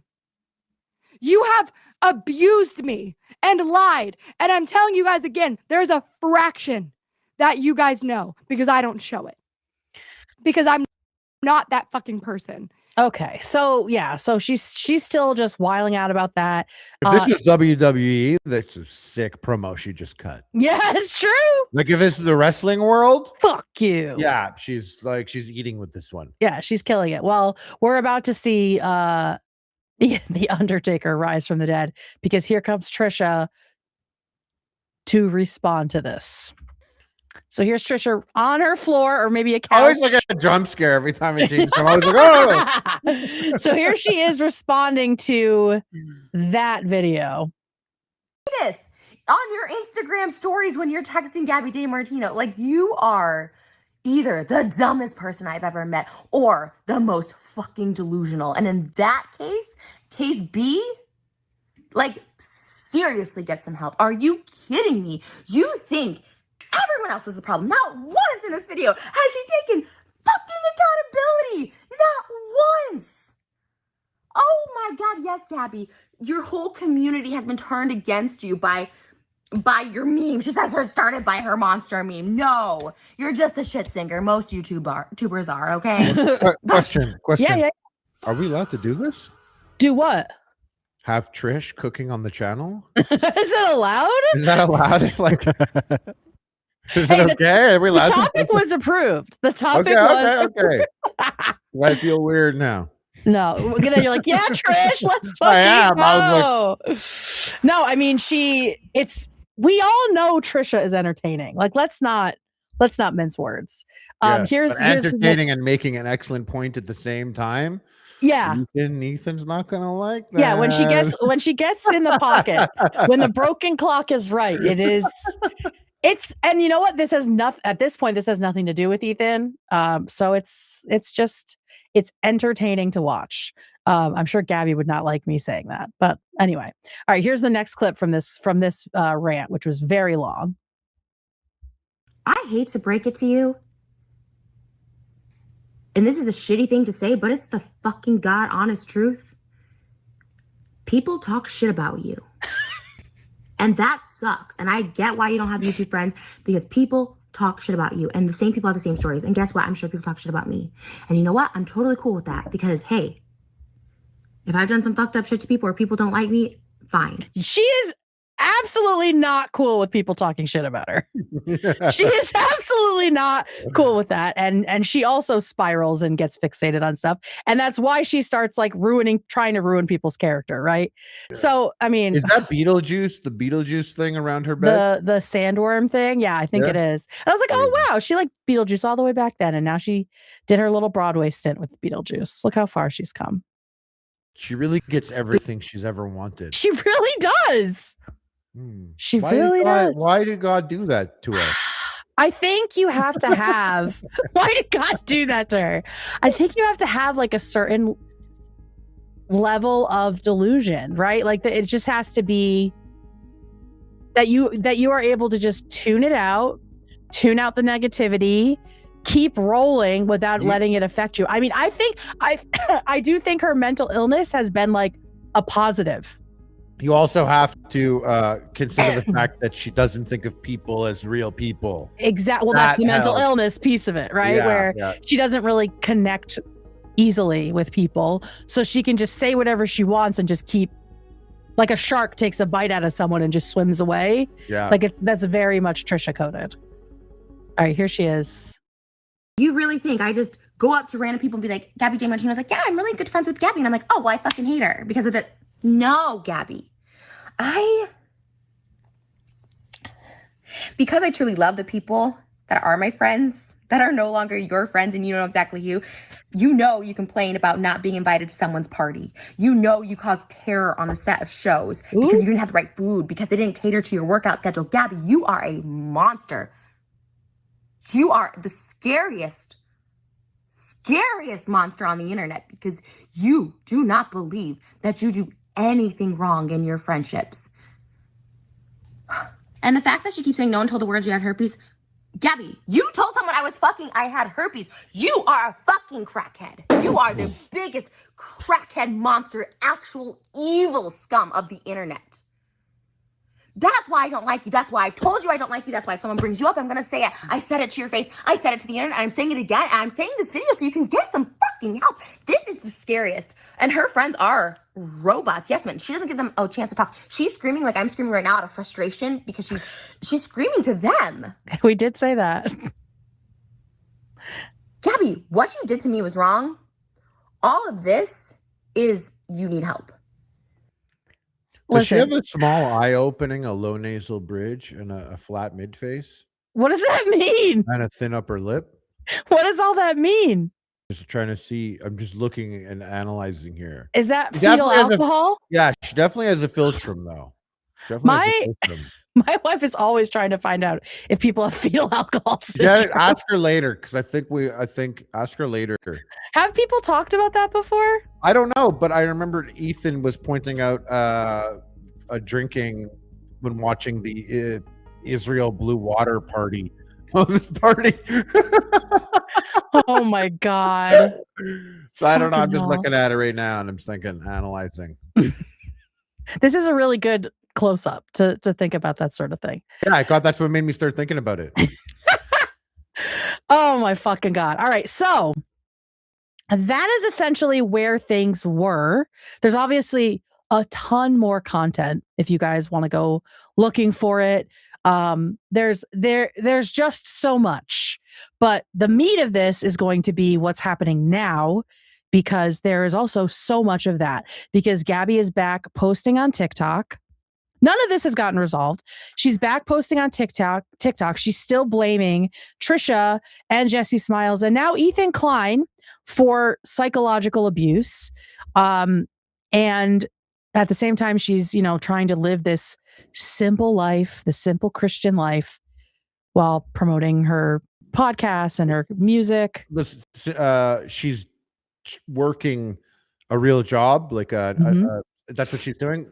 That's what she wants to do. I don't know if she actually is. She keeps saying that she is, she's being harassed out of volunteer positions still. Like people are finding out.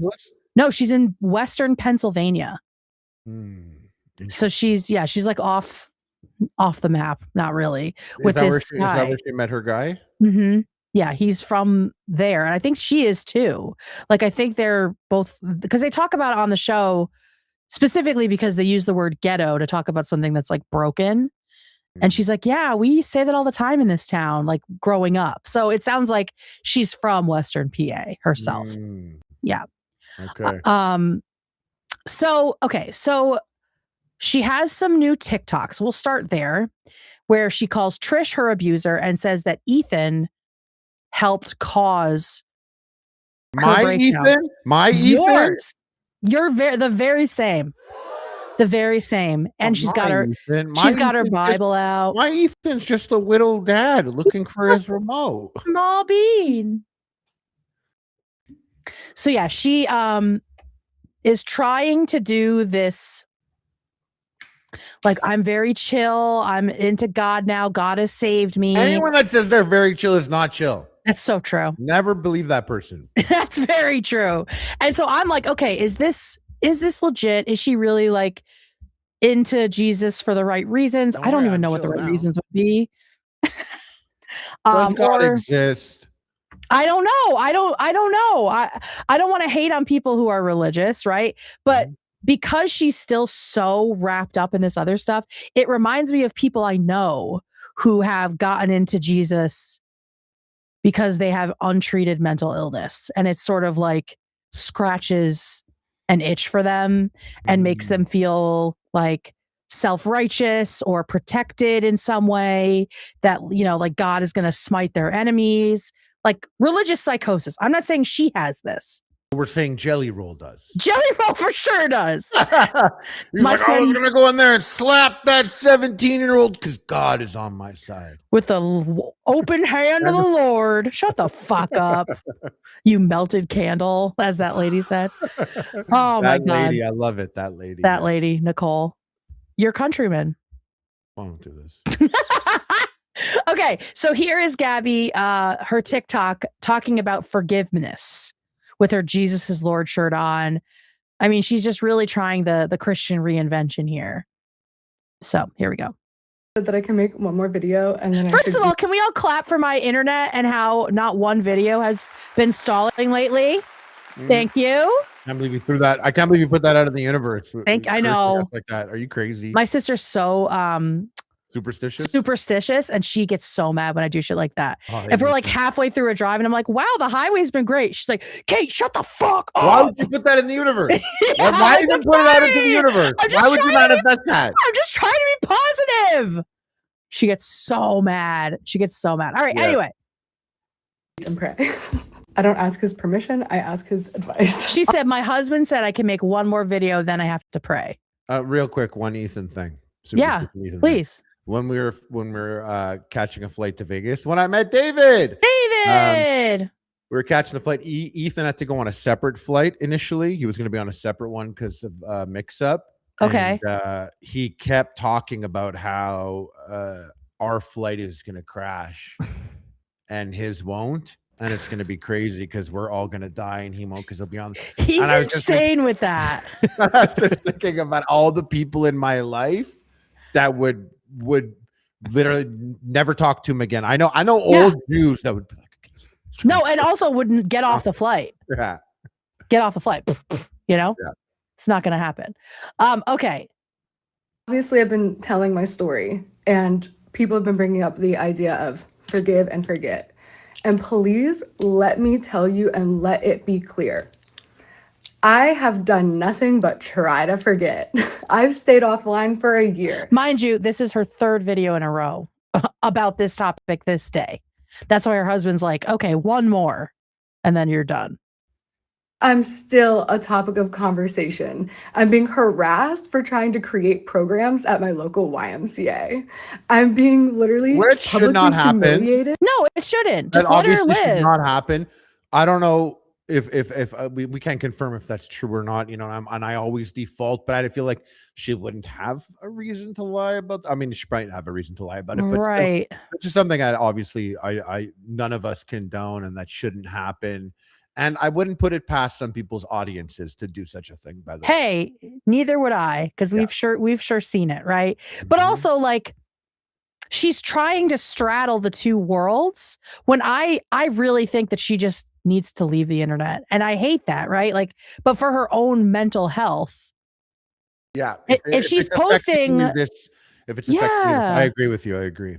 Yeah. And like, if you're posting about the YMCA and then people know where you live, like, I'm not saying anybody should be doing it, but you've been in this cycle for so long that you should know that people are going to try to do that to you. It's horrible, right? It's horrible. But I don't know how to fight this. And I don't think she knows how to fight it. And I think that she would just be much more peaceful if it's kind of like if she wasn't who she is, right? She's a creator. Like, this is what she's done her whole adult life. Keep stuff online. Did she volunteer that information somewhere? Did she post about it? Like, hey, I didn't look that hard into it. But I think she might have. I mean, she talks about doing yoga and stuff. So I think I imagine that she's been sharing it, because otherwise how would people know unless they were, I don't know. But yeah, she's got to be exhausted from this. For doing something humble and generous, right? Okay. I come back positive and bright. I too am humble, as soon as I open and generous, by the way. Just wanted to say. Positive and bright. Always, yes, I am. All saved. I'm healed. That's the other thing. She's acting like she has done, and this is another common thing with people I know who are both borderline and, I'm not saying she is. I don't know what her deal is. Borderline personality disorder and also like into religion. They're just like, I'm healed.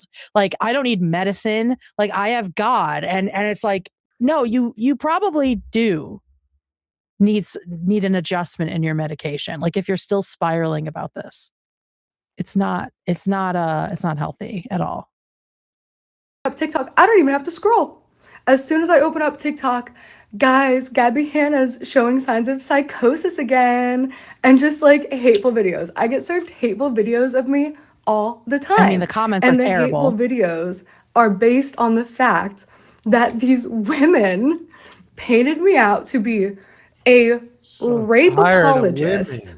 So tired of these bitches. So tired of women. It is funny that she's not like even here that it's women.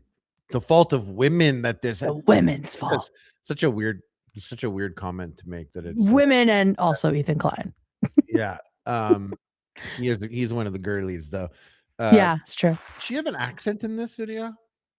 Oh, she's doing like a Madonna thing? I don't know. She does like an accent, or her voice is like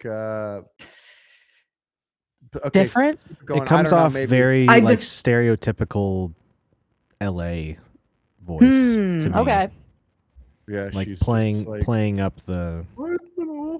Yeah, maybe she's just like stuck in that. Yeah, everyone's just like, leave it alone. Stop bringing it up. Oh, I did see a comment on her video that was like, we can't keep reheating these nachos. They're burned. They're old. There's mold on them. Please get new nachos. On the radio, real quick. Okay, God. Okay, Robbie said that I can make one more video. Can I jump ahead? Yes, I think I can. And then Robbie's the husband. I don't ask his permission. I ask his advice. Obviously, I've been. There we go. Let's just skip. Me. I'm the person who just befriends rapists, and everybody believed it. So now that Rice Gum can assault me at a party, we're talking about Rice Gum in 2026. Whoa! This. Wait. Whoa. Really? Whoa! That's wild. By the way, back in the day, I went, and I stood on business for her with the Rice Gum thing. Oh, Harley! He took her phone and smashed it on the ground. Right. I do remember that. I went on Twitter and I was like, "You're a bitch. You made diss tracks about 13-year-olds, and now someone's like pulls up with the camera in your face and you smash her phone." I don't know. I was like, "You're a bitch for that." Yeah. And then 5 days later, I was at the airport in LAX. And I saw Rice Gum there. And I went up to him and I was like, "Oh, hey, Rice Gum." Oh my God. I would have shit my drawers. Well, he did. He looked at me terrified and he was like, "1 second."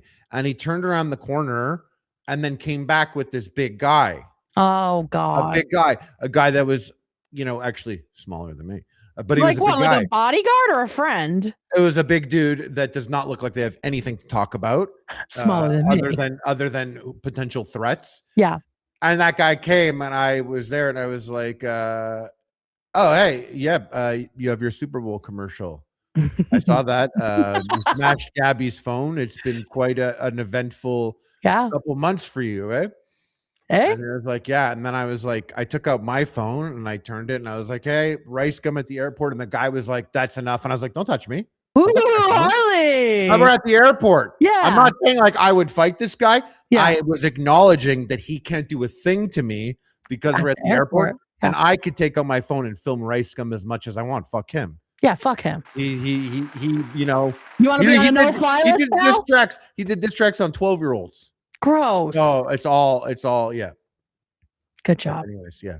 Good job. I stood on business for her for the phone thing. That's nice. Yeah. Well, that was very cut and dry. This stuff. I don't know if we need to bring it up again. Like, no one needs to say rice gum in 2026. No one needs to say. You want to know another sneaky, crazy rice gum little thing? Yes. I was at this YouTube party after VidCon years ago, and I saw iDubbbz there. My first time ever seeing him in person. Whoa.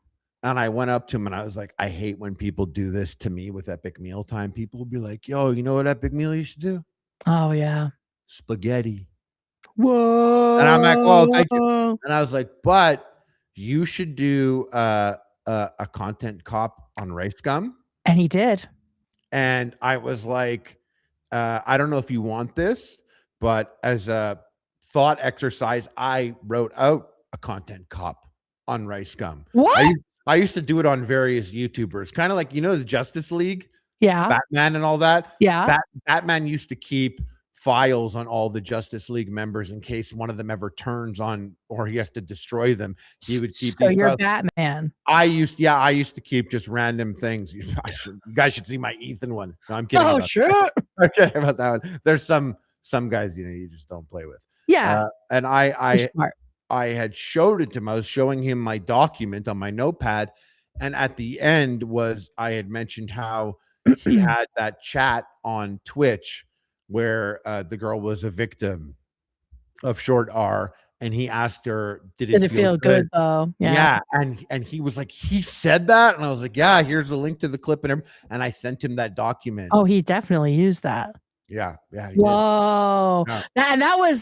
I loved that video. I thought that was great. And I also put one note at the end. I was like, and also one last thing. Don't use the N-word. Did you say that? No, I didn't. See, now I know to check. I'm learning not to be as gullible for sure. All right, let's see if we can find where Ethan is mentioned here. And get away with it. Get away with making video after video, song after song. You can just call me anything. So let's call her first, Trisha. Delusional, stalker, mean girl. Do not trust her, right? Liar. Do not trust Gabbie Hanna. She lies. And then just a few days later, Jessi smiles. And she apparently said something to me. What did she even say, guys? Let me ask. Apologize to Jessi for what?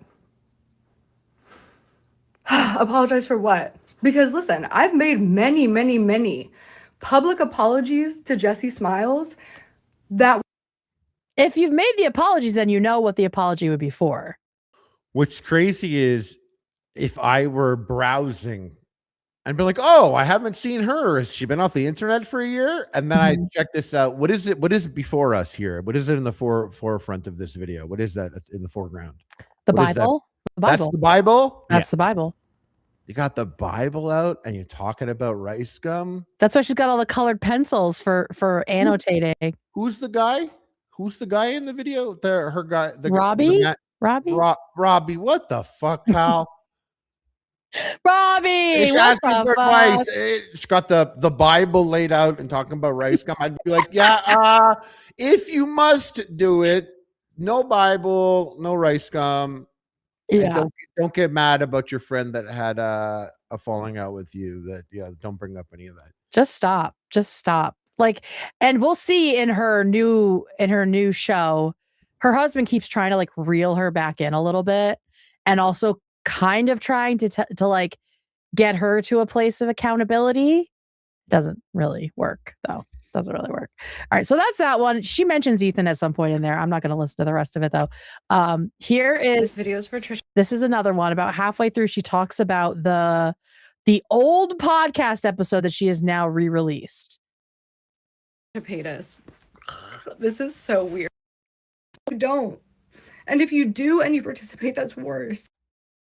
But I've literally been made a public laughing stock over stuff that is not real. And after that, for multiple years, I finally had a very public mental breakdown, which is extremely embarrassing. And I'm finally able to talk about it because I recognize, here I am saying it again, that I am a victim of psychological abuse. Trisha Paytas, Jessi Smiles, all the drama channels are narcissistic abusers who have slandered me, isolated me, gaslighted me, exploited me, threatened me, and publicly humiliated me for gain, for public drama channels and podcasts, literally their whole life, being this negative, toxic thing. And here I am, genuinely just trying to like make art, try to make money, to do good and mind my business, and I still can't because of what Trisha Paytas started. So I don't know if it's really at that scale. I think it seems that a lot of this is put on herself, but maybe I'm wrong. Maybe she really is experiencing this insane level of harassment still years later.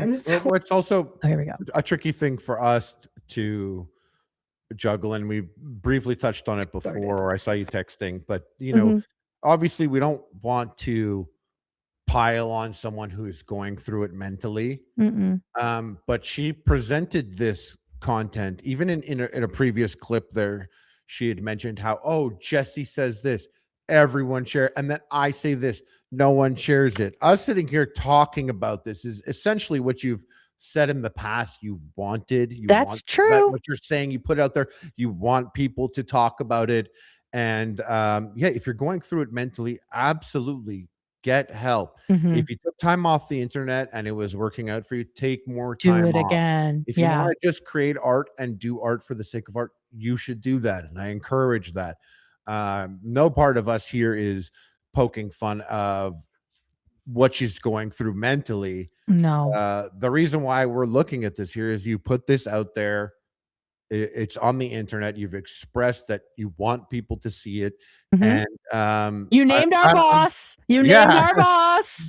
Yeah, you spoke his name. And yes, it's just this. It's a weird thing where you're almost like she's mad that we're even watching her right now. To anyone, like she's mad that you're even like she's just trying to live her life. Can you stop? Yeah, like stop I'm literally watching trying this. to live. Get out of here! I'm trying to do my art.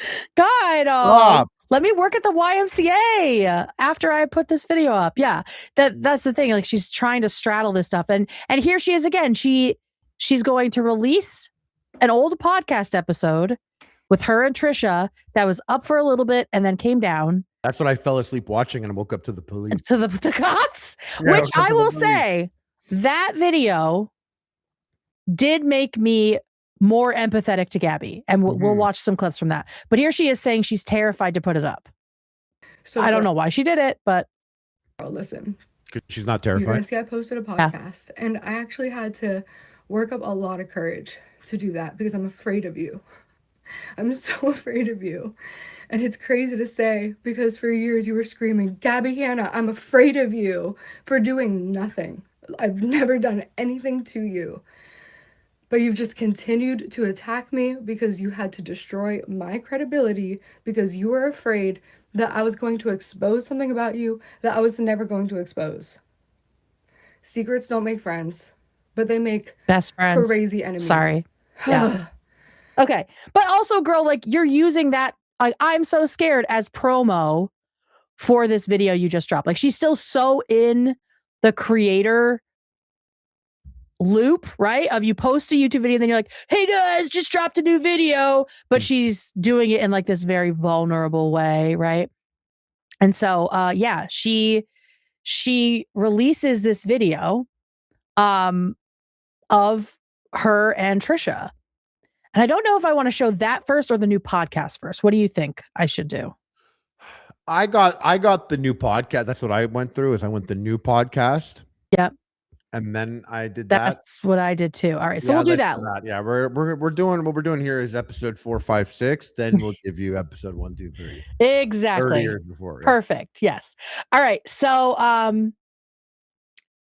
right away in her new podcast. So this is the new podcast that she was so scared to share. Right away, she talks about how she thought of suing Ethan and others for defamation. Right up front. Yeah. The sheep that follow. But also the claims that she was making were so insane. Like she was literally saying, like she was making posts with the titles like, Gabbie Hanna, you're scaring me. I'm afraid. Yeah. You're scary. You're delusional. I'm afraid of you. So people literally, because it started, you can already tell this guy is not on her wavelength. And that's probably good for her, right? Like he must be so tired from hearing this stuff. It is. She said it's the 3rd time they're recording this. I am a firm believer it is the same day. Oh my God. I really do think it is the same day. Oh my God. Yeah, the level of tired that he is. He's hiding the yawn. He looks at his watch a couple times. She asks him multiple questions and he doesn't get to answer because she just keeps talking. Just keeps going. Yep. Then when she does get an answer from him, she really doesn't give a shit. No. And she has a far better conversation with ChatGPT. With herself. ChatGPT. Exactly. Having her read. Okay, I'm sorry, I'm getting ahead, but having her read physical abuse. Oh my God. Yes. ChatGPT is crazy work. Not crazy mental ableist stuff. I'm saying like it's crazy work. Yeah. Galia but also, go ahead, David. Galia said that dude is about to stop believing in God. That's a good one, Galia. Yeah, but I mean, I think also the ChatGPT plays into the religion stuff, the OCD stuff. Like it's all related, in my opinion. All right, so here's where she goes in about the legal stuff with Trisha, but then she went on to Frenemies because Ethan Klein made a podcast and had her come co-host with him. He doesn't give a shit, girl. She just like brought it to this platform and Ethan Klein was making it like almost a weekly topic. And I reached out to Ethan multiple times and I was like, this is not true. I can prove that all of this is not true. If you're going to platform these lies, allow me the opportunity to come on and defend myself. Like you are spreading slander and misinformation on your platform and encouraging it. He completely ignored me. I would have destroyed you in a lawsuit, by the way, Ethan Klein, and you're welcome. Because I was literally thinking about your wife and your children. And I was thinking about the next 3 years of my life that would have been spent putting this together because between him, Trisha, Jessi Smiles, Spill Sesh, Angelica Oles, Dustin Daly, she still has all of these names just like ready to go. You're supposed to just not even think about all of that. You're not supposed to. It's when you put stuff out there and you're on that level and you're doing all this stuff, you're not supposed to stop and watch every video about you. It's you not can't, good. and no one can do that. Right. No one. It's not good. It's not good for you at all. I have a feeling too. Go ahead. I was just gonna say I have a feeling too. Like I forgot how you mentioned how long she's been off the internet. Like since about like 2020, right? 2020, 2021, something like that. She took a break for a year in 2023. Okay. 2023, 2024, and then she's kind of been off and is just not coming back again. Okay. From what I because I feel like in that time, that's when they met. They got married. Things were okay. And then it was kind of like, I'm thinking about going back. And he was like, okay, yeah, we'll try it. And now we're in. And he's like, we shouldn't have done this. Like, this is a bad idea. This is a bad idea. Yeah. He's like, I had no idea. It was this bad. But I mean, they talk about the fact that she's like daily traumatized by this stuff. Like still. And we'll show a clip of that. It's just insane. Talking about it and reigniting it long form in a podcast cannot be a good thing to do if you're daily traumatized by this. Yeah. Dude. And could you imagine how much more taxing everything would be mentally for her if she was going through a lawsuit with Ethan Klein. Oh my God. Bad. Very bad. I mean, and there's a point, I didn't include it in the clips because I know we're not supposed to, we got demonetized for this, but there is a point where she says she was considering unaliving herself because of all this stuff. Like, and Trisha was just like, wow, that's crazy. Like, Trisha did not give a fucking flying fuck. So, I mean, she is, whatever the case is, whatever actually has traumatized her, this is like adding to the trauma. Like, I don't think relitigating it is helping. Let me see if there's anything else in this little clip. The viewer's voice, smoke. No.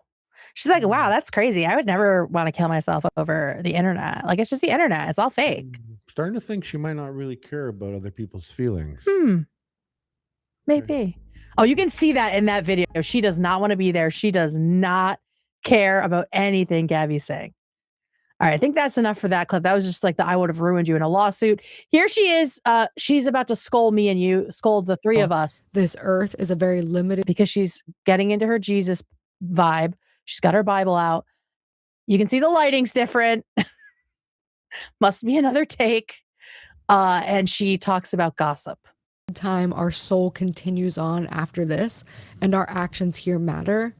I genuinely, with my whole body, mind, heart, soul, and spirit, can say, I want every single one of these people to go to heaven. And this is not the path. Gossip is a sin. Slander is a sin. You can't control other people, right? That's what it feels like. She's trying to control other people. I mean, I guess it is a Christian thing, though. No offense. She's trying to control you all the way to heaven. Yeah. She's like, you just need to do what I say. Want to burn in hell? Fine. Not my problem, except I'm really worried about it for some reason. You want to burn in hell? Keep doing exactly what you're doing just right now. Let people burn in hell. Leave them alone. Fuck. So annoying. Jeez. It's like Nicole Arbor being like, stop being fat so you can live longer. It's like, why the fuck do you stop acting like you care?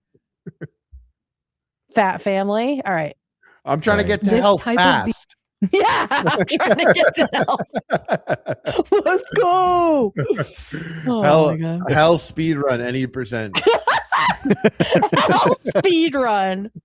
That's what we're doing here, folks. Leave us alone. Behavior, this obsession over money, luxury, idolatry, vanity, wanting to be like the cool kid, wanting to break the story, wanting to have all the hot goss. Like, this is sinful behavior. Gabbie, self-righteous does not look good on anyone. And especially as you are still chasing fame yourself, it seems really weird for you to be shaming other people for doing the same thing. That's just like a weird take, in my opinion. That we're all being sinful, but you setting up this whole show and using the first show to re-air stuff that has ended up being like the only thing that you get a lot of attention for. Like, you know what you're doing. This guy's here now, though. It's different. This guy's here with his input. Just fucking fully dissociating. Look at him. He fully dissociates multiple times. Just gone. I feel very bad for him. He doesn't need to be there. He doesn't need to be there. Damn, she can talk for sure. And I know a lot of people hear that word sin and they're like, I'm not Christian, like whatever. This is sinful behavior. This is... He's rethinking everything. Inhumane behavior. It's honestly, I don't know who needs to hear this. Gossip is loser behavior. Harley, you're a loser. We're losers. David, you're a loser too. Don't care. Right. Like when don't care. Hell speed run. Keep talking shit. Loser table in hell. I mean, even in this podcast, she's talking to the camera more than she's talking to him. It has nothing to do with him. He just has to kind of sit there and be like, "Yep, I get it. You're right." Yeah, he's just a person. Well, and that's what Trisha said years ago about that podcast where their friends just sitting there as she's like screaming at them. She said she's in the same chair. Yes. And oh my God, is it the same chair? It's the same chair, yeah. Oh my God. I like to think it's the same room, and she goes down there every 6 months and she's like, fuck this room. Take it down, make it look different. Put some cactuses on the wall. Yeah. Oh my fucking Well, she God. was cooking with the cactus. Yeah, the cactus lamp is really good. Yeah. But yeah, it's like the same thing where these people don't need to be there, but it's almost just to like validate her, so she's not just like screaming in a room by herself. It's true, because otherwise the approach would be right to the camera, I think. Because otherwise everyone's so distracted by this gentleman here, this very gentleman. He's very gentle, existing with his big cross and his jewelry, his bracelets, his dangly bracelets, his little blings. Yeah, I got to tell you guys, his breathable shirt, breathable sports shirt, their compression shirt. I think it's a waffle knit. Something. I think it's like a cool dry fit type. Dry fit. I think it's waffle. Like a dry. Oh, you think it's waffle? No. You don't think it's a waffle? It looks like waffle fit. Like a thermal. I thought it was more like. I think it looks like a thermal. Maybe. We'll see. Yeah. But what I was gonna say is, I have notifications on for WhatsApp, and it's just blowing up with updates on the Billboard shit, and so I can't wait. But anyway, so that's that one. Oh, the lost episode with Trisha and why she published it. So we're gonna get a little more information on why her rationalization for why she decided to put this video up. I just have to get it all out because I invited Trisha to my house one-on-one to have a podcast where we could actually talk about this. Links below. Like, girl, you're doing content. You're doing the exact same thing that you're mad at everybody else for. You're promoting your new show. You're not just trying to live a simple life. You started a whole new podcast. You're making music with your husband. There's all kinds of links in the bio to stuff that you're trying to do and sell. The album came out 1 week ago. Exactly. There you go. It's called Robbie and Gabbie Fall in Love. Oh, God. And Barf. It's an acoustic cover project of some of the songs that brought them back. Barf. But don't you dare talk about them or any of that. Don't talk about any of that, even though it's shared on Instagram. But she's just acting like she's doing all this out of some moral need. When we know what it's about, just like it's 2026. We are now self-aware about juicing, right? We just say that we're juicing. That's what's going on. Like, stop doing this whole, I need to clear the air again. It's like, girl, you're just using it. Extend an olive branch. So then. And when was that? I think that might have been 2021. Okay. So this was after she's been calling me psycho online for a minute now. Yeah. So then I invited her over. Oh, because it was during David's cancellation. Because I think when I asked her to come, I think she thought she was coming over to talk about David's cancellation because Ethan Klein also reached out to me. Ooh. Ethan Klein ignored all my messages saying, please stop spreading the slander. I can prove that what she's saying is a lie. Let me defend myself on your platform. Ignored all of that. Followed me back and DM'd me whenever David was getting canceled. Yeah. How about that? Because fuck David Dobrik. And also what she's saying, she was like, oh, Ethan didn't want to talk then, but then he wants to talk when the David Dobrik thing. Mm-hmm. She's not understanding the concept of there's a hierarchy to these juicers. 1,000%. You can get. And yes. David Dobrik being one of the sweetest, juiciest out there. Huge juice. Especially with the Jeff Wittick stuff. That was a big thing. That was a big thing. And also, I can't see Ethan being entertained by Gabbie's deep spiral of text message receipts. Mm-hmm. That's just not as interesting. Yeah. Unfortunately for Gabbie, because she is right on some of it, but the way that she's framing it is just not interesting content. It's not as interesting as Trisha Paytas. And at the end of the day, that's what makes really the money. Yeah. Yeah. And I mean, things were always tenuous on Frenemies, but I think that if Ethan had tried to make an inroad with Gabbie, that was the point where Trisha was like, Gabbie's insane. Gabbie's a stalker. And I wouldn't have trusted her either. What Ethan was being told by someone he trusted at the time was very scary. First mistake. Oh God, trusting Trisha. Yeah. Second mistake, trusting me. Ooh. Foreshadowing. Lucky for him, I'm too lazy to do anything. I'm still in Montreal, baby. I got the only thing I got motivation for is this show. Yeah, this Thank show. you. And No, you know what? I'll move into his pool house.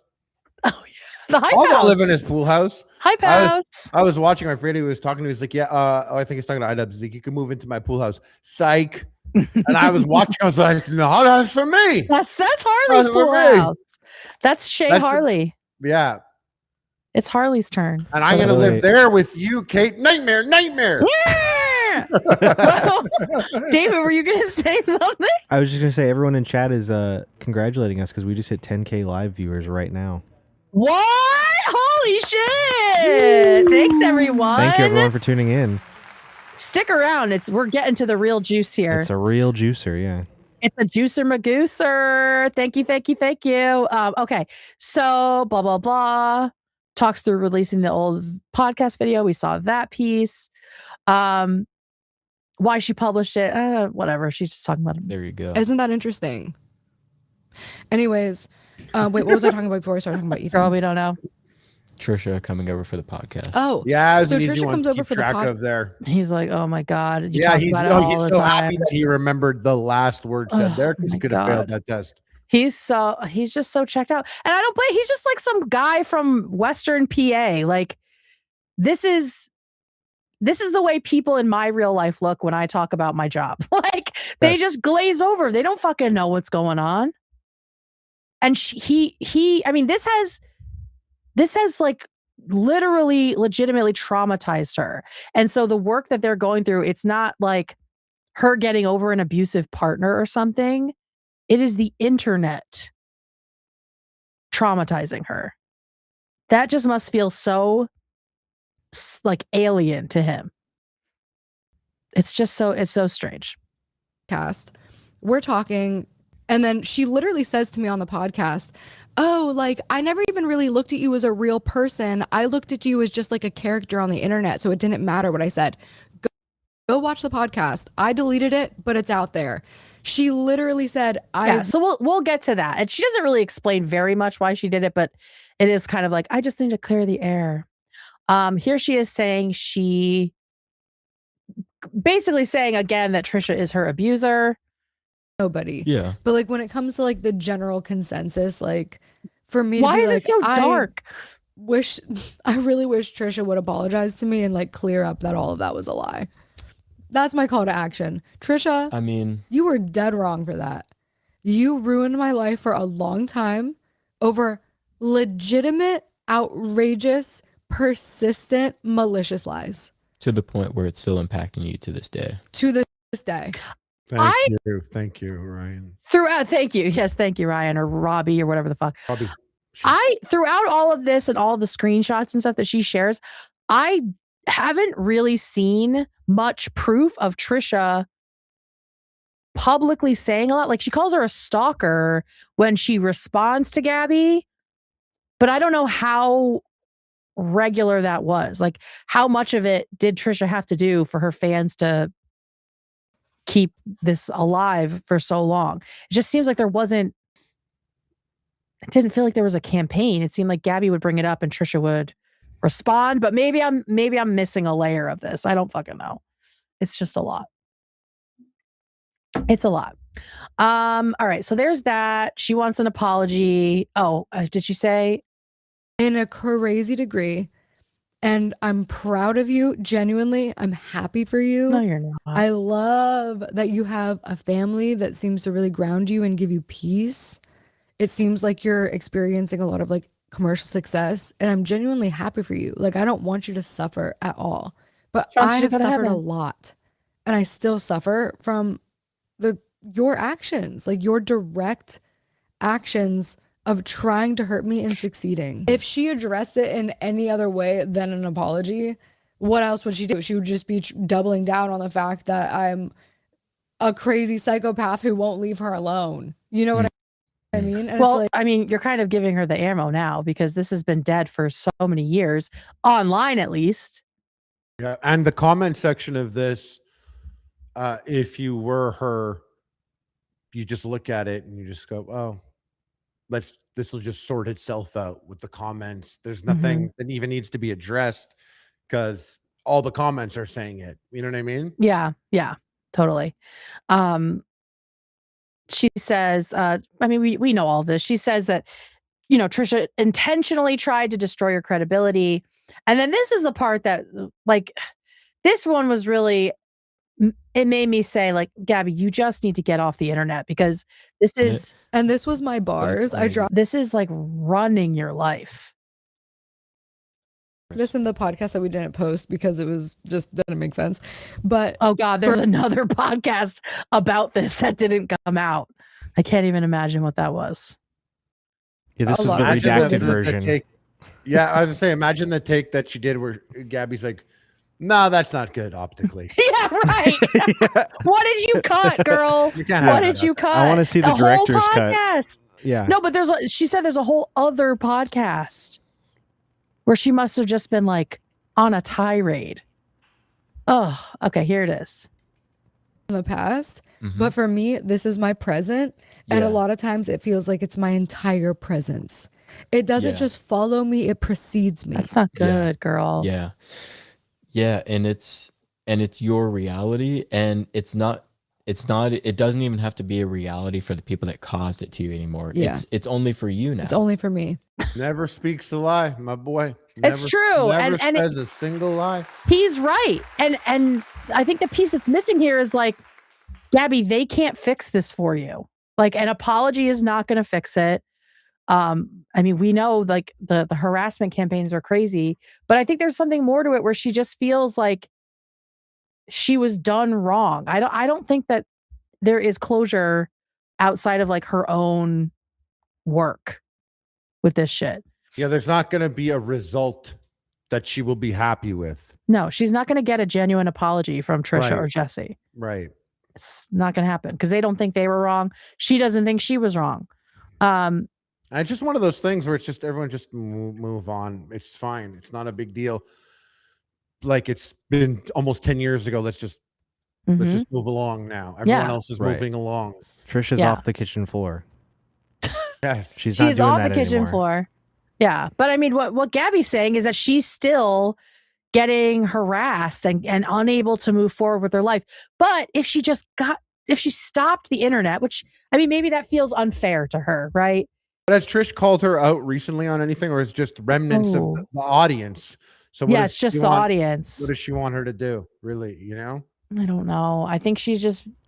I think the problem with it was hated. When she had a public meltdown, she probably lost a lot of credibility with that, and people kind of wrote her off as just, well, you're not well, and your side could have, no validity to it. Even though, so I think that's probably a big problem, is just all of this was so public, and now it's even more that she's labeled this. It's more like she's labeled as the mental breakdown person. Right. And so, and I think that's what that is what people reference when they reject her for things. And because she blames that on Trisha and Jessi and Ethan and all these other people, that's why she's so fixated. But she's not fixated on like her actual behavior during that time. She blames them for the whole thing. When it's like, they pushed you, but what happened to you would not have happened to everyone. And there is like, you are an adult, and there is some need to like take care of your mental health before that sort of shit happens. So, I mean, there is, I agree with Trisha that there's a lack of accountability here for sure. All right. And lastly, from this little bit, she wants us to know that she's not done talking about this. So everyone better lock in. The nitty-gritty of it, because there's a lot to talk. I'm going to be talking about this situation for a long time. Like there is. So if you're Jessi Smiles or Drama Channel, sorry, shut the fuck up, husband, please. Like, yeah, exactly. She's like, shh. Mama's talking. Stop talking about it. No, I'm not going to. I'm literally not going to until I feel like I've said everything I want to say because this is ultimately a part of my testimony. Mhm. Like this was So now she's wrapping it into her Christianity to validate staying stuck on it. She's like, oh no, now this is my testimony. This is about me finding God. So that's why I need to talk about it this time. It's not that I'm losing brand deals and stuff. It's because this is a part of my story, my testimony with God. I mean, that's why it feels like religious psychosis to me a little bit. An earth-shattering, soul-changing, life-altering life event for me. I went from literally getting TV deals, music deals, brand deals, collaborations, anything I wanted at my fingertips, to literally losing everything, like basically overnight, to questioning my sanity, to... Girl, I mean, people were questioning your sanity for a real reason. Like, we all watched it, and even people who there was a stranger in your house, and you Yes. didn't really acknowledge such a thing. There was truth to that. There was like, she's writing on mirrors and stuff. Like, that was a wild I do few understand days. the whiplash she must have gotten because she had her album dropping. People were listening to it. Yep. Whether positively or not, they were listening to it. She had a poem book, and she was doing all these things at Vlog Squad stuff. Yep. And she was very young, right? She was like in her early 20s, probably. Yeah. So that's, I am sure that having all of it and then having it ripped away, like, must fuck with your brain chemistry, especially at that age. Totally understand. You know what? I had a TV deal. You did. Book deal. All that. Harley's going to snap. I'm chiller now than I ever was. Well, she tries to say that. Like, I wasn't really happy then. Yeah, but I'm literally chill. I'm literally here chilling. I haven't seen anyone as chill as hard as I've been chilling. I agree with you. Stop yelling at me. I'm not. I'm hype. Don't worry, I'm That's chill all. now. I'm hype. Exactly. I'm chill? hype about how chill I am. You're hype Started about smoking cool. weed, you know, got fucking chill. Okay, wait. Stupid. Yeah, okay. So let's watch the lost video. So through this whole thing, right? You're watching all this, you're like, wow, Gabbie Hanna's insane. But then you watch her with Trisha. And I honestly, I feel that Gabbie is like very vulnerable, and Trisha has just shut the lights off. And it is this woman like begging to just be understood and getting nothing in return. That is how I read it, but we'll see what you guys think. It's crazy. Yeah. So let's watch the beginning because she has like a little intro. Hang on, let me go back to the beginning of this one. Which I thought was very her to just have all these, to have the intro text and doing. Yes. I don't know if you need all that. It all feels literally very unwell. I agree with you because literally in 15 seconds you're like, whoa, Trish. Yes, whoa. exactly. It's literally takes 10 seconds to be like, whoa. Yeah. You just should have just put this out there, not said anything. She worries so much about doctoring how it's presented. And I think it works against her because, like I said before, of the whole thing with Jessi. Yeah. I think you get insight into her, how she really is. And so it makes, but anyways. You can see the rumination, right? You can see, like, it's all very public. You can see all the effort that she's putting in to try to prove her case. And that be like, Trisha's worse than me. Yeah. Yeah. And that sadly makes people not want to trust you. So here's some of that. Here's some of her rumination. All right. When I asked Trisha to come on Burnout, I wasn't aware of what had just kicked off between her and Shane. So obviously Trisha and Shane had a falling out. I invited her on. Was it over the herpes? No, I wasn't over the Jeffree Star trip where Trisha was really upset, maybe. I don't remember. There's so much. I invited her on because I was tired of her continually attacking me and had tried everything else. Go. I debated canceling, but if you've ever been a part of Trisha's life, you know that it's a constant state of walking on eggshells. That's true. Back then, at least. I was worried that if I backed out, she would take it as rejection and be triggered into attacking me online. The drama with her and Shane grew, then with David and the Vlog Squad. So this is all during Frenemies. It caused me a lot of anxiety. Like, girl, we don't need all of this. All this like preamble. It caused me a lot of anxiety because I didn't want to be involved with it. The point for me was to clear the air and move on, not air out everyone else's dirty laundry. I don't think you're capable of moving on. I told her she was free to say whatever she wanted, so she didn't feel like I was censoring her, but that I personally didn't want to talk about anybody but us. Oh my God. It became clear to me pretty quickly that Trisha took my invite as me wanting to team up against Shane, David, and the Vlog Squad. So they were both in this interview for different reasons. And I think that put Trisha on her heels already. I repeatedly told her I didn't want to get into drama on the podcast, so we spent an hour beforehand talking about everything privately. Once we started rolling, I didn't know how to navigate the conversation because we were there with very different motives and intentions.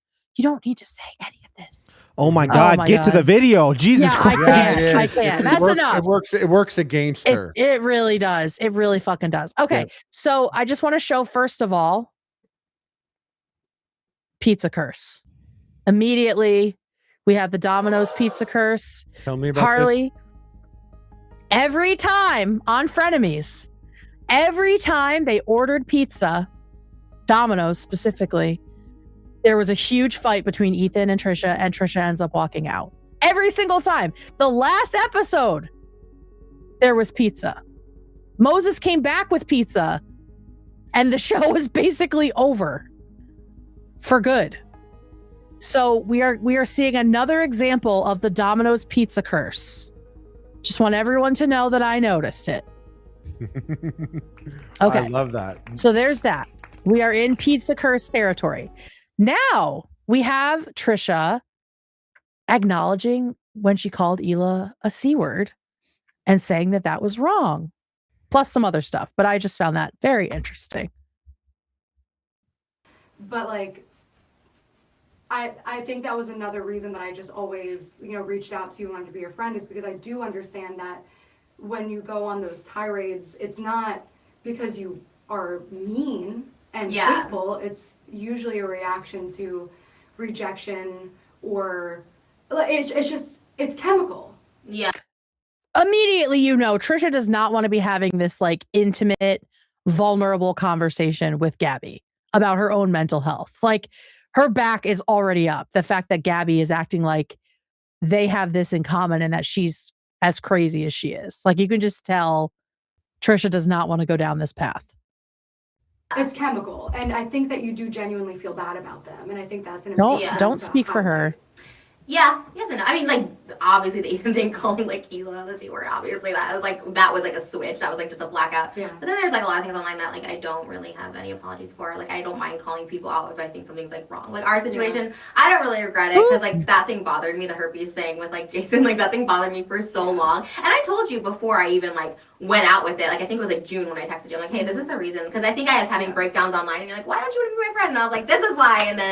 And then you were just like, oh, well, I'm not sorry. And I was like, okay, whatever. And then I was like, I didn't say I wasn't sorry. I said sorry. No, not those initial DMs. I said like, this is so awkward.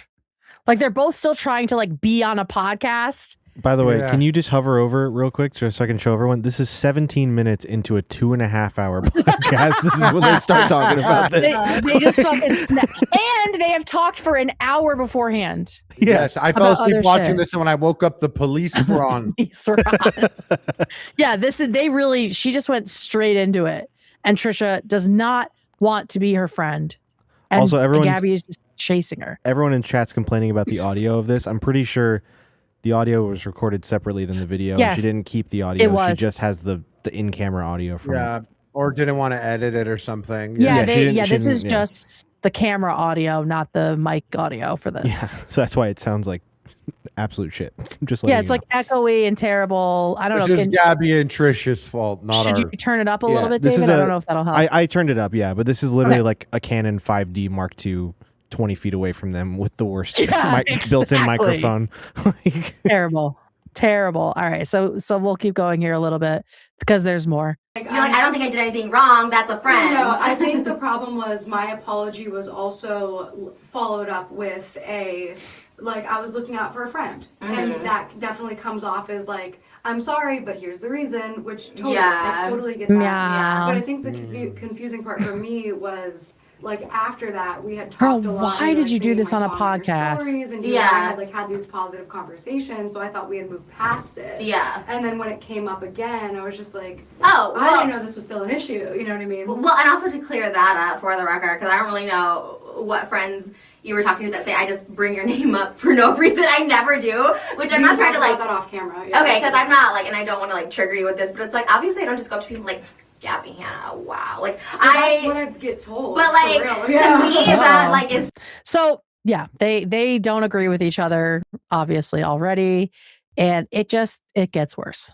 So crazy that either people told you that or like you would believe that, because that's like I would never think people just sit around talking about like Trish, you know what I mean? Like even the stuff you told me about what people say about me, I'm like, oh, that's so bizarre, because I would never think people just sit around and talk about me, because I don't literally never think about anyone unless it gets brought up. Yeah. And I'm not a shit talker. I have a lot of things. There's a lot of things wrong with me, and I'm just really not a shit talker about people. Yeah. Like I told you. Girl! And also look, the chair. The chair again. She's in the chair. Same chair. Trish, to say you're not a shit talker is crazy. Crazy work. Unfucking real.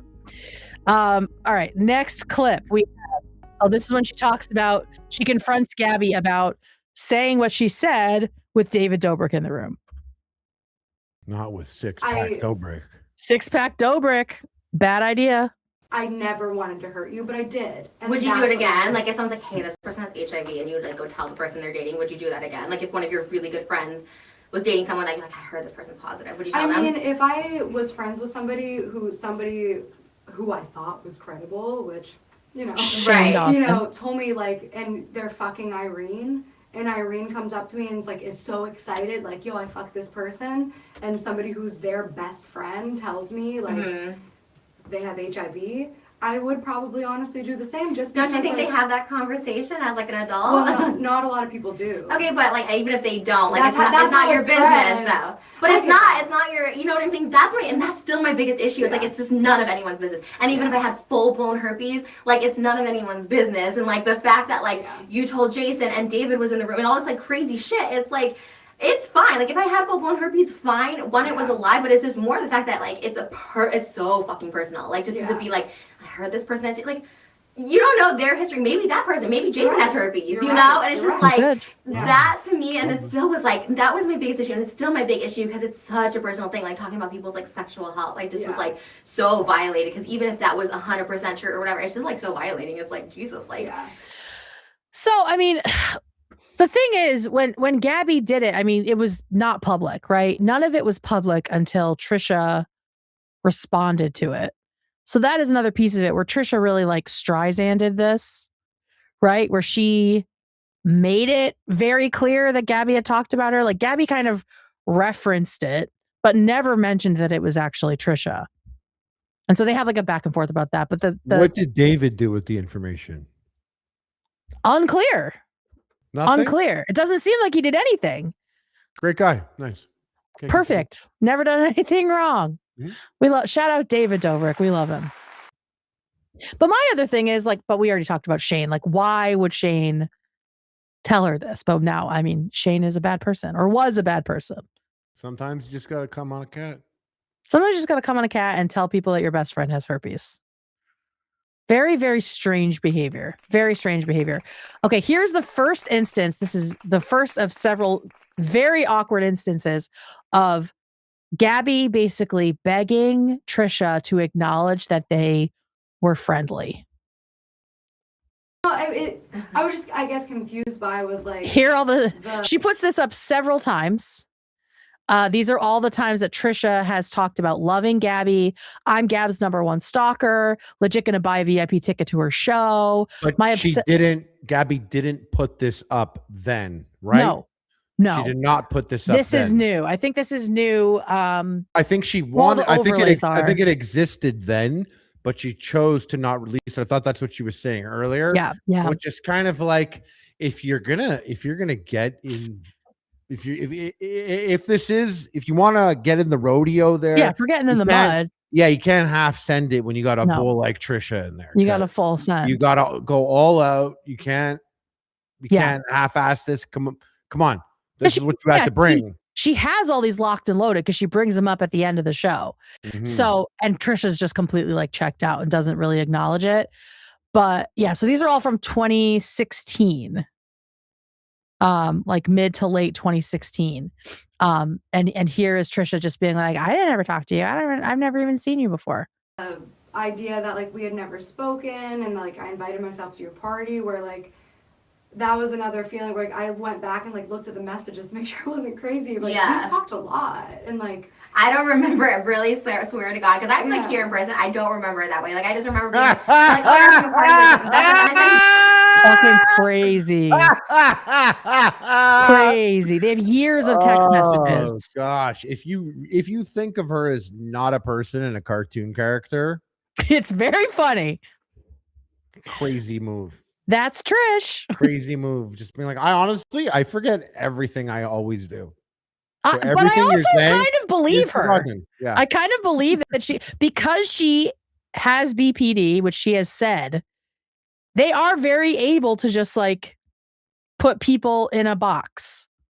Crazy. No, not crazy work. Crazy work. Not like wild. It's like that's wild. Yeah. This is. It's hard to understand when you don't have it. Yeah. Whoa. You invite, of course, but I don't remember talking like that. I didn't even like ask you about the party. You just sent me the invite. Like that's crazy. RSVP if you can come. Sends it to her out of nowhere. And then when she RSVP'd, she's like, "What are you inviting yourself to my birthday? Ew, who are you?" That's crazy work. It's like she has like Alzheimer's. She just like forgot who Gabbie is. Like it doesn't make sense. Look at the text, like the last thing I send you is something about like a snack. Right. And then like you text me and you're like, come to my party, because we were like friends. Like we talked about She's like, no, we weren't. Like you told me to one time for like Thanksgiving, you asked me to like. Okay. Oh my God. Ha ha ha. They think I'm the devil. They're Amish. LOL. Everyone is gone, girl. I was gonna just stay home too. And then she said, wait, dead ash Amish? And she said, I should have. We could have just eaten together. So that's not really being invited to Thanksgiving. That's like, if we were both alone, then we could have gotten together. But that is still something you say to a friend. It's very friendly. I mean, this sounds like it's very friendly. This doesn't Definitely sound like remember that person.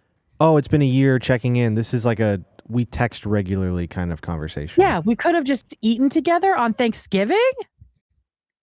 Very weird. And Trisha's still just like, never heard of you in my life. She literally at one point says, I haven't met you before right now.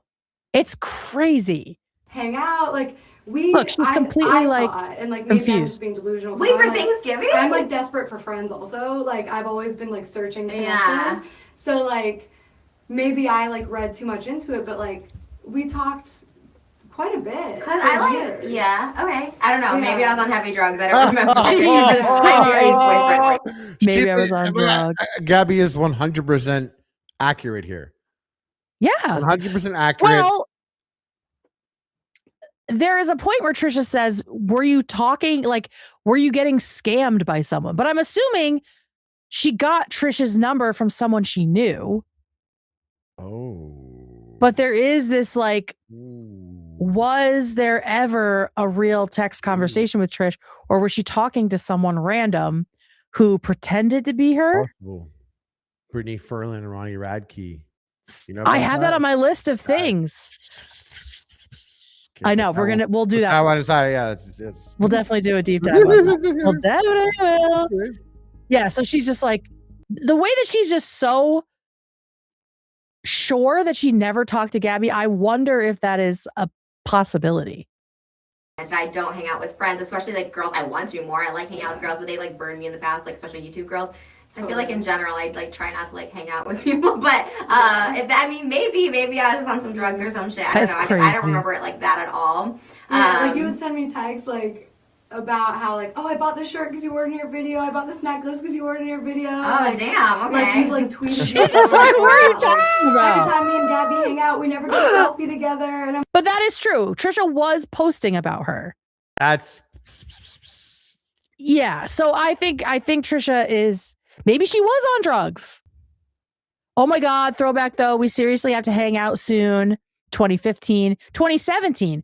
Every time me and Gabbie are together, we never get selfies and it makes me extremely depressed. Gabbie and then wishes she had that photographic evidence. Yeah, she does. She brings it up. She will bring it up to her, and Trisha's just like, I don't remember that at all. Like we were friends. I think maybe these are like Photoshop tweets because I definitely never Photoshop they're tweet. still up. When have we hung out though? Just like we were at your birthday party, we hung out at like Joey's party. Like those are it. Those two things for like a minute. You tweeted it. I don't fucking know. I didn't see these tweets. There's no way I tweeted that. No, I can see why Gabbie feels insane. Yeah. Like you can feel, you can see you would why leave she and you feels would be insane. like, no one would say that. Am I even looking at my phone right now? What is going on? It's like an insane level of gaslighting. It's bizarre. And maybe she was out of her gourd in 2015 through 2017. Yeah. I know gaslighting hadn't. Sorry, go ahead. No, go ahead. I was gonna say gaslighting hadn't started making the rounds yet as a word, so people didn't know how to properly acknowledge, defend, or call it out. Yeah, for sure. So instead, everyone got gaslit was just like, I made that up. Yeah, or like you make me feel insane. I like made that up. Yeah, maybe I made it up. But yeah, we'll get another instance of this, like just full denial shortly. But here is Gabbie trying to confront her about something else, which was Trisha shitting on her music career, and specifically that basically saying Gabbie was like too old to be making music. And Trisha gets pissed. Doesn't Trisha do like music videos of Britney Spears? Yes, it's all just like hack takeoffs of, like parodies and homages to different music videos and shit. So yeah. I think that was one thing that, like, even if I wasn't aware of it, like, also got in my head is when you were like, you're 30, no one likes you, and I'm like, first of all, I'm 29. Like, yeah. I'm 30. But also, like, in an industry that's already so sexist towards women, like, men can make it after 30, women can't. Yeah. So, like, putting that curse on a woman of, like, it's not a curse. It's just comments from someone I didn't know. Yeah, but like someone I didn't know. After we've seen the years of text messaging and tweets, she's like, God, why do you care? I don't even know you. It's fucking insane. It's fucking insane. Yeah. So Gabbie just keeps trying to have this very serious conversation about like feminism in the music industry, and she is just uninterested. She's just decided, if I just stick to I don't care, then I can get out of this. That's what it feels like. Like she's not giving her anything. And I feel like this is like the maximum level of what, like, and Harley, you can speak to this more, but just like people that move to LA to be content creators, where it's like pretending to be friends and we're cool until someone else more popular comes along that we can make content together. But this is like the most extreme of like, I didn't even know you. When it's like, no, we hung out, we talked, we texted, but I don't know. I'm sure you experienced some of this, Harley, like being a content creator, of just like the fake LA pretending to be friends, but it's really for clout kind of a thing. Experience it, David. I've done it. Oh, I've done it. Oh. Who was Shout your out. favorite YouTuber in 2013? I swerved on that motherfucker. No, I'm kidding. Yeah, it's very LA, isn't it? It's just like the fake friend shit. But yeah, this is like that level of just having full amnesia. This is why LA gets a bad rap. And I'm born and raised in LA. I love LA.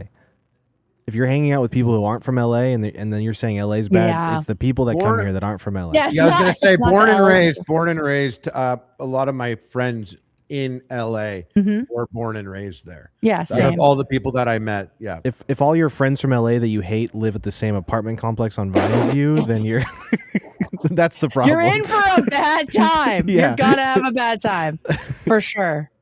All right, here she goes more. Because like that puts it in people's heads of like, you're too old as a woman to be famous. You know what I mean? Because I think like, it's such a sexist industry. Like when you're 30 in Hollywood, people are so cruel, and they're like, what are we doing? What are you there we go. Sorry, guys. And it's like, that's why I love Lizzo, that's why I love Sia, because they like showed people like you can be under 30 and fucking make it. Over 30. Yeah, sure. like you don't need to put that shit on it. So like that did hurt me, not because like I felt like it was true, because like I know I can make it, but like just to like hear a woman, like another woman who knows the struggle of like sexism, to be like, you're 30, like who cares? Like, who cares? Like, who cares if someone says it about you? People call me a fat bitch, okay? And but like that still just like perpetuates, like it's not cool to perpetuate that, like if you're a certain way that you can't be famous, you can't be successful, because I think that you prove, and Lizzo proves, and a lot of people prove, like you can be any way, be sexy and own it, but like so many people are still stuck and like looking for that thing to grab on, that like so Gabbie's like trying to have this very principled take, right? Yeah. And Trisha just refuses to acknowledge that she has any impact on how Gabbie might be feeling. Yeah. See, the thing is, Gabbie is here having an actual conversation. I think her approach to this was genuine in the sense that she was like, I want to clear the air. She seems like the type of person, and I could relate to this a little bit, of wanting to be liked by everyone, wanting to be, trying not to be confrontational to one person or the other, which actually screwed her over with the Curtis thing, because she was trying to play middleman to the point that it's a problem. Yeah, for sure. She came in here trying to clear the air on that, and Trisha is 100% playing the game. Yes. And she's playing the game actually on a super vicious level. I think that this could have served better to unmask Trish if she came in trying to get under her skin. Like if she came in and she was like, do you think you're too old? Right. You are a couple years older than me. Do you think you're too old? Like push her in that way. Yeah, exactly. That they approached it a bit, but unfortunately she came in as girl to girl. Let's talk about this. And Trisha came in as you're an op. You're an op, and you're actually trying to be on a level above me in this conversation. So I'm just going to go under and around. And then it's like, so whatever. I don't know you, bitch. Yeah. She's like, oh, you think you're better than me? Like that's definitely the vibe that is happening here. And maybe it's because Trisha didn't really know what this conversation was going to be about. So she felt kind of blindsided by it. But this is also a point in Trisha's life when she wasn't really like apologizing for things, right? Like Gabbie was never going to get an apology out of Trisha at this point. Like this is frenemies era where she would just like black out and just like turn off, shut people off, say horrible things, and then do this where she's like, nothing I say should bother anybody, and just sort of shrug it off.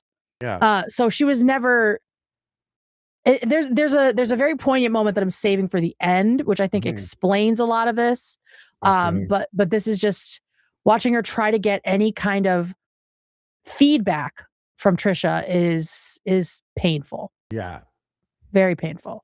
Age me, not even where I am, but like say because of that. Being so dismissive. Like, why do you care? You're not 30. Like, it doesn't matter if people call me fat, dumb. Like, it just does not matter. Yeah, it's not. You keep saying like nothing matters on the internet, everything's fine. Like, we're in a simulation. It's like, so why do you care? Someone you don't know is talking about but you. Like I said, it's not that it hurt me that that's the reality. Because like, first of all, I know I'm not 30, and also I know that once I'm 30, it doesn't matter. Right. It's that another woman would use that as an attack on me.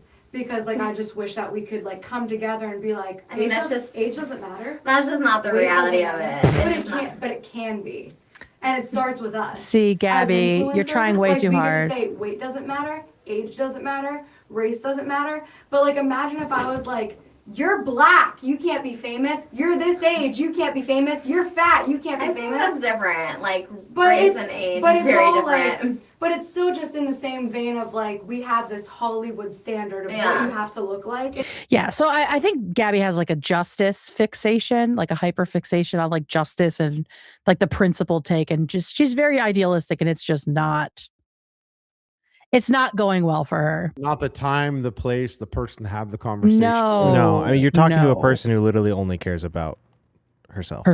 So, yes, exactly. She's like, I don't even know you. I don't care. Like, yeah, we don't even know each other. How do you even do it for like that the podcast going on that long? If she sat down and she was like, yeah, and she was like, I don't know you. I'd be like, here's text messages. Here's all of it. Yeah. You literally text it. Honestly, you're a liar. Get out of here. Yeah. Get out of here. You're a liar. But she doesn't have boundaries. She needs the approval from Trisha. Right. And on top of that, Trisha's never been held accountable for anything. So when she shows up, she's like, oh, okay, whatever. Anyway, let's keep talking. Like she's like, it doesn't matter. Like I can just say whatever I want and it's fine. She does it. Yeah. The internet has proven her right? That none of it matters and she can say whatever she wants. It's fucking crazy. All right, so here is It's because like this is where Trisha really starts to lose it. You can see in her eyes that she because the Domino's has been sitting there and no one's eating it. They went through all the Domino's.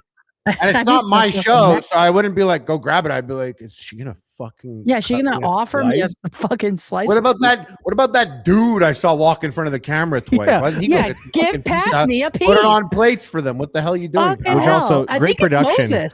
Have someone just walk Moses through the is camera there. in the middle of the podcast. Right. Moses is there at some point. Or he's there the whole time, probably. He's getting a glass of water. He loves it. He's just got a glass of water. So here is Trisha getting really heated about things. happened. Like you told people I showed up to your house and tried to hurt you, which like that's not. I didn't say you showed up to my house and you tried to hurt me. I never said that. I said I showed up to your house and you had to get extra security. I had to get extra security at that time. But like I never threatened you. I never said I was showing up at your house. I didn't know your address. I know. Like, so why say that? When did I say that? When did I say that you showed up at my house? We'll talk about it off camera. But this is Gabbie, and this is why and I'm not trying to be mean because this is your house. I'm trying to be respectful, but like I do think there is some like delusion because we were not friends. I did not I know these things. Yeah. There's some where I'm just like, this is not a friendship. I did not invite you to Thanksgiving. I've never invited anyone to Thanksgiving. I spend Thanksgiving every year with a boyfriend because I don't have a family. Those are like written in because she doesn't have a family. That's such a fucking lie. I saw her family. Yes, we've all seen her family. They were in Israel drinking the blue water. That's right. No, they were in LA at the big Israel party. Oh, that was the big Israel party was in LA. Oh. Yeah. And even here at this time, she was very close with her mom and sister. So it's another Trisha lie, right? That just sort of throws things into question because and Gabbie just sees that she's getting excited and is scared that she's like, whoa, I don't want this to happen. Yeah, so she's trying to like fawn and not let that happen. This is okay. I don't know what else to say. I don't know what else to say because this is a point now where it's just like I can't rationalize. It doesn't consume me. I don't care if this is what you're believing. It's fine, but I'm not inviting you to Thanksgiving. I'm not saying. I mean, that was like years ago. Like that was years ago. Okay. Okay. So why are you talking about it? Like come like we can talk about it after. But like. But like you gotta have that shit on. Yeah, you wasn't can't prepared. do that. She didn't know the type of person she was dealing with. It's on like it's on her old phone. I literally, if I were to go back in time and be her, my approach there when she says that I didn't invite you, I'd be like, okay, I would hold up my phone to the camera and I'd be like, here it is, guys. No, here it is. I would put the phone back. I wouldn't show her. Oh, and she'd be like, let me see. I'd be like, it doesn't matter. You don't think it exists? If it doesn't exist, yeah, don't worry about it. But then I'd pull it and be like, but look, guys, and remember what she's saying right now. Let's believe her though. That would be good. That would be fucking good. Yeah. See, I would be like Real Housewives reunion with like a folder of screenshots printed out. I love when they do that. They're like, this one. Yeah. That's where I would be. I'd be like, let's get the folder out. Okay. The next one. Sick. I like that. Right? You gotta do nice big print. So I like that so much that I would be like, bring me the folder, and they bring me a folder, and I would open it up, and my phone would be in there, and I'd be like, boom. All right. Here is this is where they get in a big blow up about tweeting.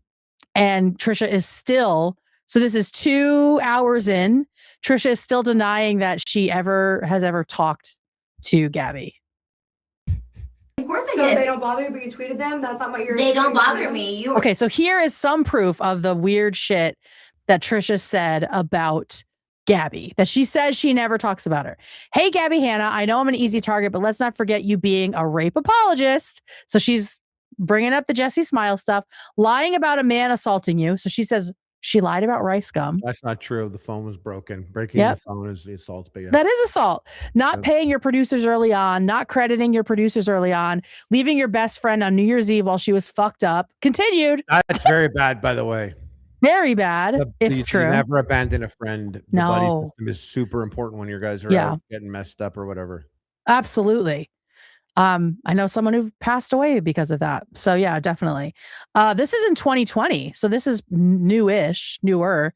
Hey, Gabbie Hanna continued. Lying about people's sexual health, DMing underage fans, manipulating your ex-boyfriend to tears. This is,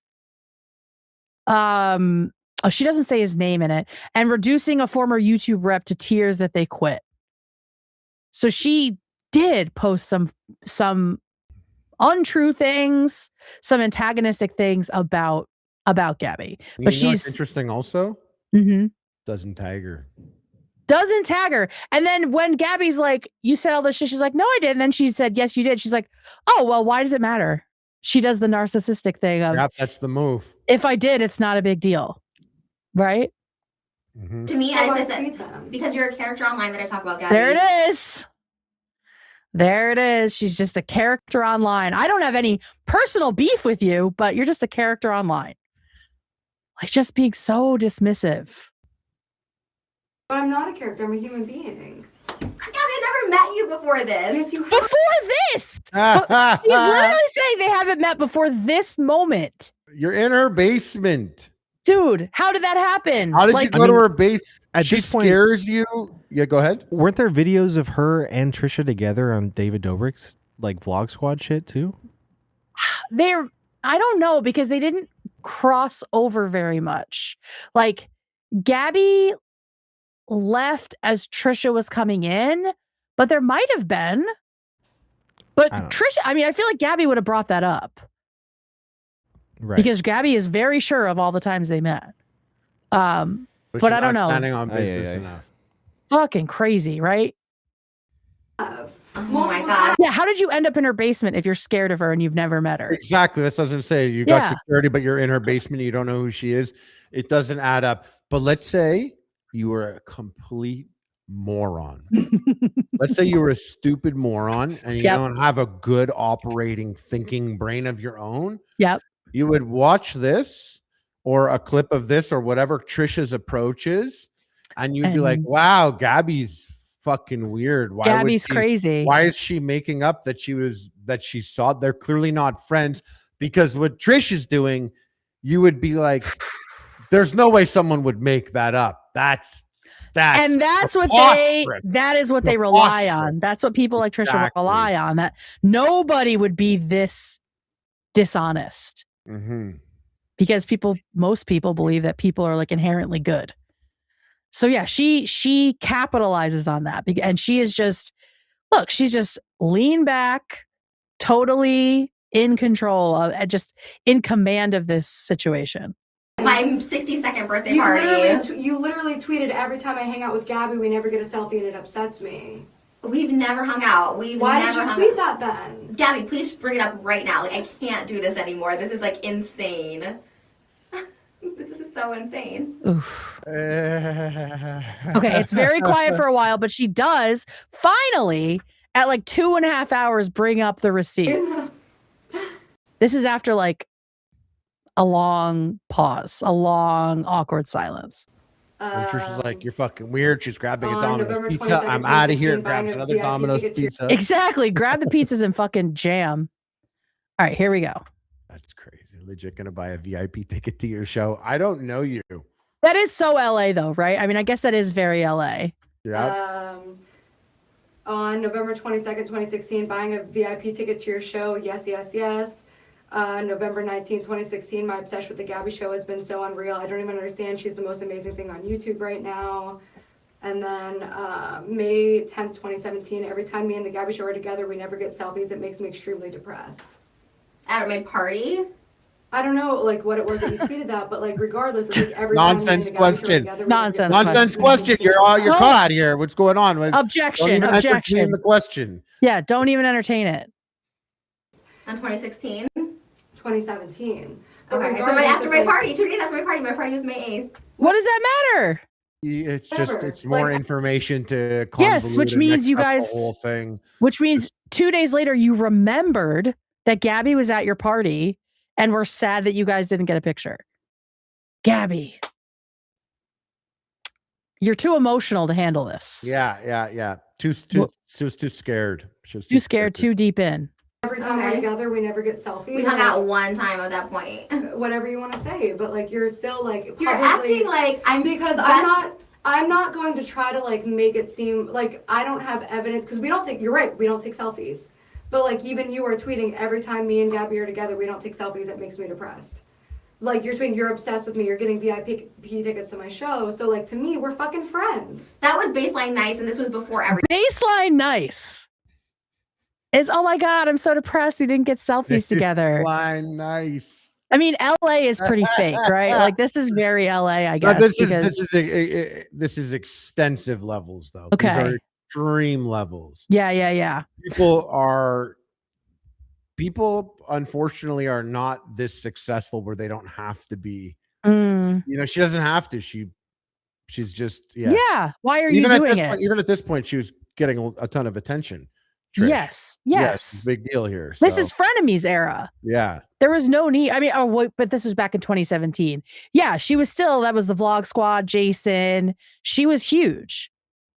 Yeah, but 2017, she is different from 2020. You're kind of like, I don't want to think about who I was in 2017. If you're that type of person, you're like, ew, I wasn't even famous as I am now. Yeah. Fucking hell, Trisha. All right. This is when I was like You're at my party publicly because we're having public. Because at this point there was no issue. We had no issue, and I was like, you know, this is a girl that's nice to meet. You're nice to me. I was always being nice to you. We were never and I was always nice to you. Oh, so you did know her. So so I publicly tweeted you before you said I had herpes. Like what? I don't get what the proof is. And then after we that we're best friends. No, not that we're best friends. That we're friends. I thought. Okay. This is like a delusion. Oh my God. You're a baseline nice. Like, anyways, yeah, Trisha's a fucking cartoon character. It's crazy. Look at this person. What a cartoon character. Like, I can see why Gabbie, who is clearly like a very sensitive person who has issues of her own, like got so fucked up by this. Because all Gabbie wants is like acknowledgement and the truth. And Trisha has a very loose relationship with the truth, right? It's whatever it needs to be at the time. And she's just talking to a brick wall at this point. Just talking to a brick wall. We didn't talk to this extent. It's a delusion based on. I didn't tell you about my family. You didn't tell me. I didn't even know you dated. I had no idea you dated at all. I don't know who they're talking about there. I'm gonna cut that out because I don't like bring to it because like looks like his name's Andrew. I don't know who that was. Respect him enough to know. You just said, did you not just say I would talk to you about my relationship? That's what you just said 3 minutes ago. But like we had a lot of talks, Trish. Okay. Okay. Trisha saying I'm like your stalker. Same. I talked to him about you too. He loves you. But yeah, we broke up, but never actually did. And now he's my boyfriend officially again. Oh, I love it. Y'all are cute. I'm happy it's official. Like, you did talk to her about her relationships. I heard y'all broke up, the gossip, haha, like, oh my God, my big mouth. I love you. I always ask him about you. This is baseline nice. Trisha's a liar. She's a fucking liar. Trisha is a liar. So surprising. Yep. But like, it makes me crazy because I'm sitting here like, okay, maybe it wasn't her. Like that's where I go because she's so adamant. Yeah, no, we see she's a liar. She's a fucking liar. Lies, and she's squirming on the couch there, and she's defaulting to just being mean. Yeah. It's giving bully vibes for sure. Yeah, she's a lying gaslighting bully. Yes. Trish is a 100%. lying, gaslighting bully. Yep. And never faces like any consequences from And it. now I think I'm finally gonna make my verdict, and I decide Ethan is a better person than Trisha. I have finally decided. This is where it came to it. He would never gaslight, lie, No, manipulate, bully like no. this. Not like that. No. Yeah. So, yeah. I mean, we saw his patience with her when she tried to do this to him, right? Like on episodes of Frenemies, where he would just be like, okay, well, I'm sorry if I upset you. You know, like just nothing like her. Nothing like her. And that's what, I mean, yeah, we don't need to get into all the other shit, but yeah, Right. so that's, we can just keep banging And this here. feels so much more like a high school cliquey bully thing of just Yeah. like, I was your Yes. friend, and now high it's like, school. I've never talked to you before. What are you talking Yes. about? Like, That's so true, David. Very high school.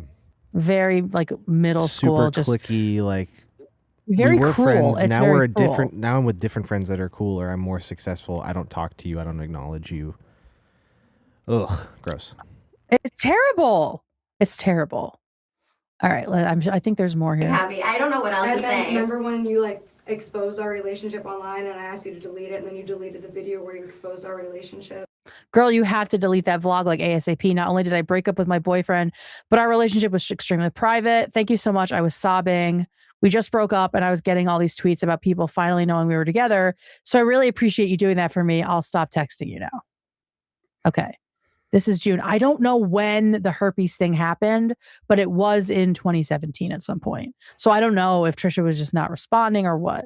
Like, What relationship? mine, Like she's already did I forgotten. say? They were literally just talking about this guy. What relationship? mine, What did I you say? exposed mine Oh my God. relationship. We were never public. I was like, please delete that, and you deleted it. Like That was in Jason's video. it He was talked your- about was it. your vlog. It was Okay. your vlog. Oh, here we go. Sorry about the vlog. I honestly didn't even think about it. And sorry for lack of response. I honestly feel like every time I see you, you like hate me. LOL, LOL. Oh, she's so fucking weird. So What a fucking fake. weirdo. She's So immature. yeah, This is she's crazy. she's like creeping me out and bothering me now. And being, like, Yeah. just the way people's brains work. Yeah. And I mean, this proves that she hasn't been talking to like a scammer, because Trisha says that at some point. She's like, maybe you're being scammed. Like, that's not me talking to you. But the vlog came down and then this person acknowledges the vlog.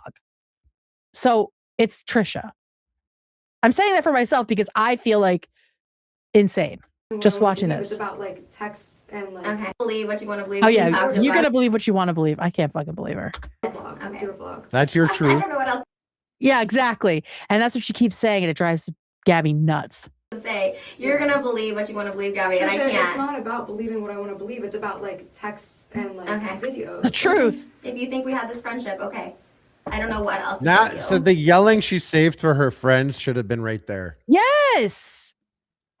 Yell at her, girl. Crazy that she Yeah. didn't. It's Fucking unfortunate crazy. because I mean, if I was someone who was dealing with mental health issues and was like being so aggressively gaslit like this, of course you would start questioning things. Yes. I mean, how would you not? If like she's like completely just not even acknowledging anything. Yeah, it's like reality is something you like. Yeah, I you've mean, been I would have taken for a literally ride. pulled out the phone and like called her, like, "This is your phone number. Your phone's ringing right now. These are the text I messages would that have we done that had too. together." Like, That's smart. That's smart. Mhm. Fucking hell. Yeah, it does. I mean, I consider myself pretty like stable, medicated, shout out therapy and meds. But like, even I am like, is this real? Is like, Yeah. she is so masterful at manipulating. She's just so bold about it that you're like, what? And I'm a third party. Like, this is Yeah. happening to Gabbie. Like, this, I understand why this contributed to her breakdown. Absolutely. Obviously, there was a lot of other stuff going on that maybe Gabbie does or doesn't acknowledge, but this is crazy. I think if I were Gabbie, I would have been like, hey, I'm going through some positive stuff right now in my life. Mm-hmm. But I just want to tie this loose end up because it's always really bothered me. Yeah. There's this old podcast I didn't put out because I wasn't confrontational at the time. Mm-hmm. But guys, Trisha's a huge liar and delusional and a gaslighter. Yeah, just say it. Yeah, just say it. Anyways, but she's still just trying to get her to like understand and like agree with her. It's like, that's not gonna happen. And you got to have boundaries with people like that because you're never, ever going to get the apology you want. You just aren't. Yeah. And I will say, I saw someone in chat saying that we shouldn't blame mental health for Trisha's behavior. Totally agree. I'm just speaking from the place of a person who had a very intimate relationship with someone with borderline personality disorder that was untreated, unmanaged, very malignant, and who reminded me a lot of Trish. So I was putting my own experience on this. I'm not saying that all people with BPD are horrible friends and insane people, right? But this is just a very specific situation and that I am recognizing in Trish. So I just want to say I'm not trying to say everyone with mental illness is a monster. But I am. No. Harley hates the mentally ill. All right, let's see if there's anything else in this little bit, and then we can talk about the final clip. I'm not mad. I mean, that if that is your reality, it can be your reality. Like, I literally, like, it's fine. Wow. I don't know. It's just like, doing it all with a smile is very high school. Like, that's the piece that feels very juvenile, very adolescent in a bad way. Looking at the proof, it's there, 100% proof. She's like, okay, if you want to believe that. That's insane. That's insane. I think that's where I was in like a really weird place for a long time because like the same as I was telling you about the other situations where I would like go back and like look at the text and listen to the message. Oh, and be girl. like, am I crazy? Yeah. And then like I'd look at these like literal years of conversations between us and be like, am I fucking crazy? I want to point out one thing. Maybe I watched too many body language. No, let's hear it. Things. But her face is like her eyebrows are like, oh, like I feel bad for you type thing. Like she's doing that. But her breathing, she's breathing a lot more now. Like she's almost like her heart. Yes. Like her heart is beating. Like yes, I noticed that too. At this time, I don't think she feels that in control in this moment. No, she's trying to pretend she is. I guess this is why the podcast comes close to ending here. Yes, for sure. Like I have those texts. Like I can read them right now. Okay. So like it's hard for me to hear you say that. It's one thing to say. Yeah, she's having some anxiety there for sure. For doesn't sure. want to do it anymore. Yeah, for sure. All right, this is the last little clip that I saved. It's like it comes up. Where like I had to like. It comes up in the middle of the episode, but I think to me it kind of shows me why this is happening. Like why Gabbie is so stuck on this. It feels like the root of the situation.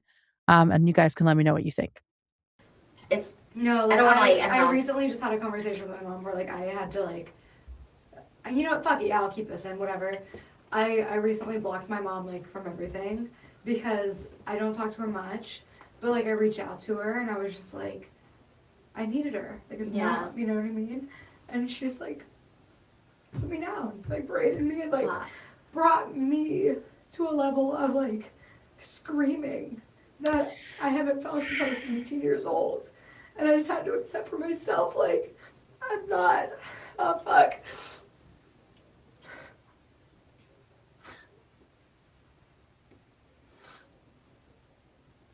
Okay, should we stop? Yeah, no, it's fine. Are you sure? Okay. Yeah.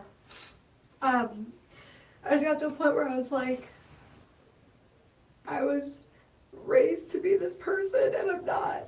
So if there's somebody that sets me off in that way, I need to just say goodbye.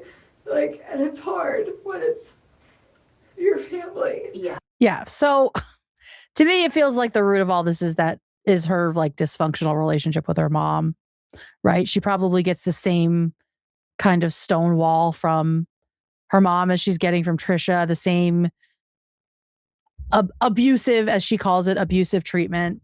And if she's still that raw about the relationship with her mom, like that's just seems like it's going to be underneath everything, like all these other relationships she has. So Oh, Gabbie. I think this part, Trisha is probably calculating how this makes it look like Gabbie has her own problems. Mm-hmm. So the longer we talk, the more Gabbie will work against Gabbie, and everything she says will become truthful. And then at the end of the podcast, where maybe Gabbie has more composure with it and is, you know, going through a moment of being sure of herself and is reading, that's when Trisha's like, I got to get out of this. Yeah. No, This I is think you're where right. It's not comfortable now. Yeah. And I think that if Gabbie had been any more like antagonistic, Trisha would have brought this up and done like a low dig about her mom. Oh, you're totally right. You know, Definitely. because I'm just remembering how she was on Frenemies, where she would be like, shit on Hila when she was mad at Ethan, like go for the things that are soft and vulnerable for him, right? Shit on his kids, or say something about like the fact that he has nannies and that makes him a bad father. Like she knows the short hairs to pull, right? She thinks having nannies makes someone a bad parent. Oh yeah, and now she has nannies. So she doesn't have nannies though, right? She does now. Are you telling me to this day Trish Paytas is still unreliable when it comes to the words that she speaks? She sure is, Harley. Oh, she sure is. Can you believe it? Not my Trish. Can you believe it? Not my Trish.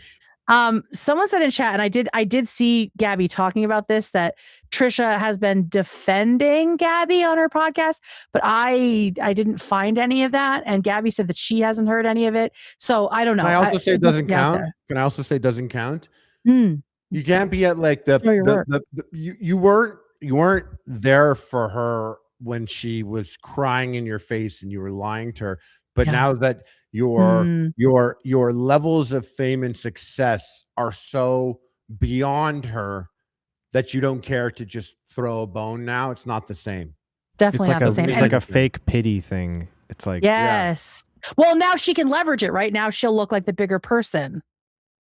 Right. And Gabbie looks like she's still insane and she's still back 10 years ago and worried about that stuff. Right. And so, yeah, it's all the optics that she's able to juggle. And everyone in her audience has like the shortest memory for anything Trish does or doesn't do. Right. So they can just go along with it. And now Trish is this very like benevolent person who forgives psychotic stalker Gabbie Hanna. Right. Instead of it being the truth of any of this, you know, sucks. I mean, I was, when I initially started, you can make us big now if you want, please, David.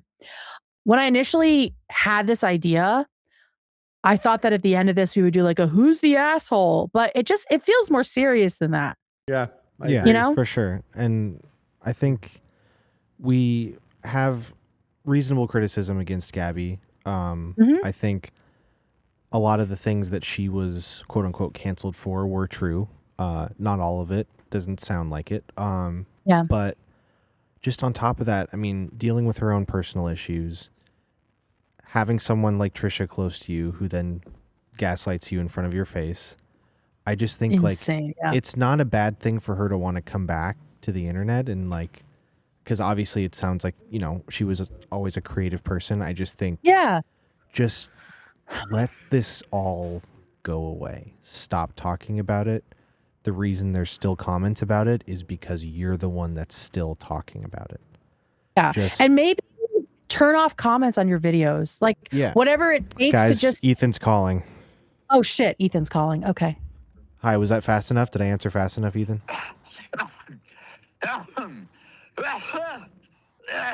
Hey, David. Hey. Jesus Christ. That was a quick pickup. Thank you. Yeah, you're welcome. First of all, I love the segment. Oh, it's captivating. Oh, good. To look over all that. Well, I mean, you didn't present it or put it together. You're right. You're right.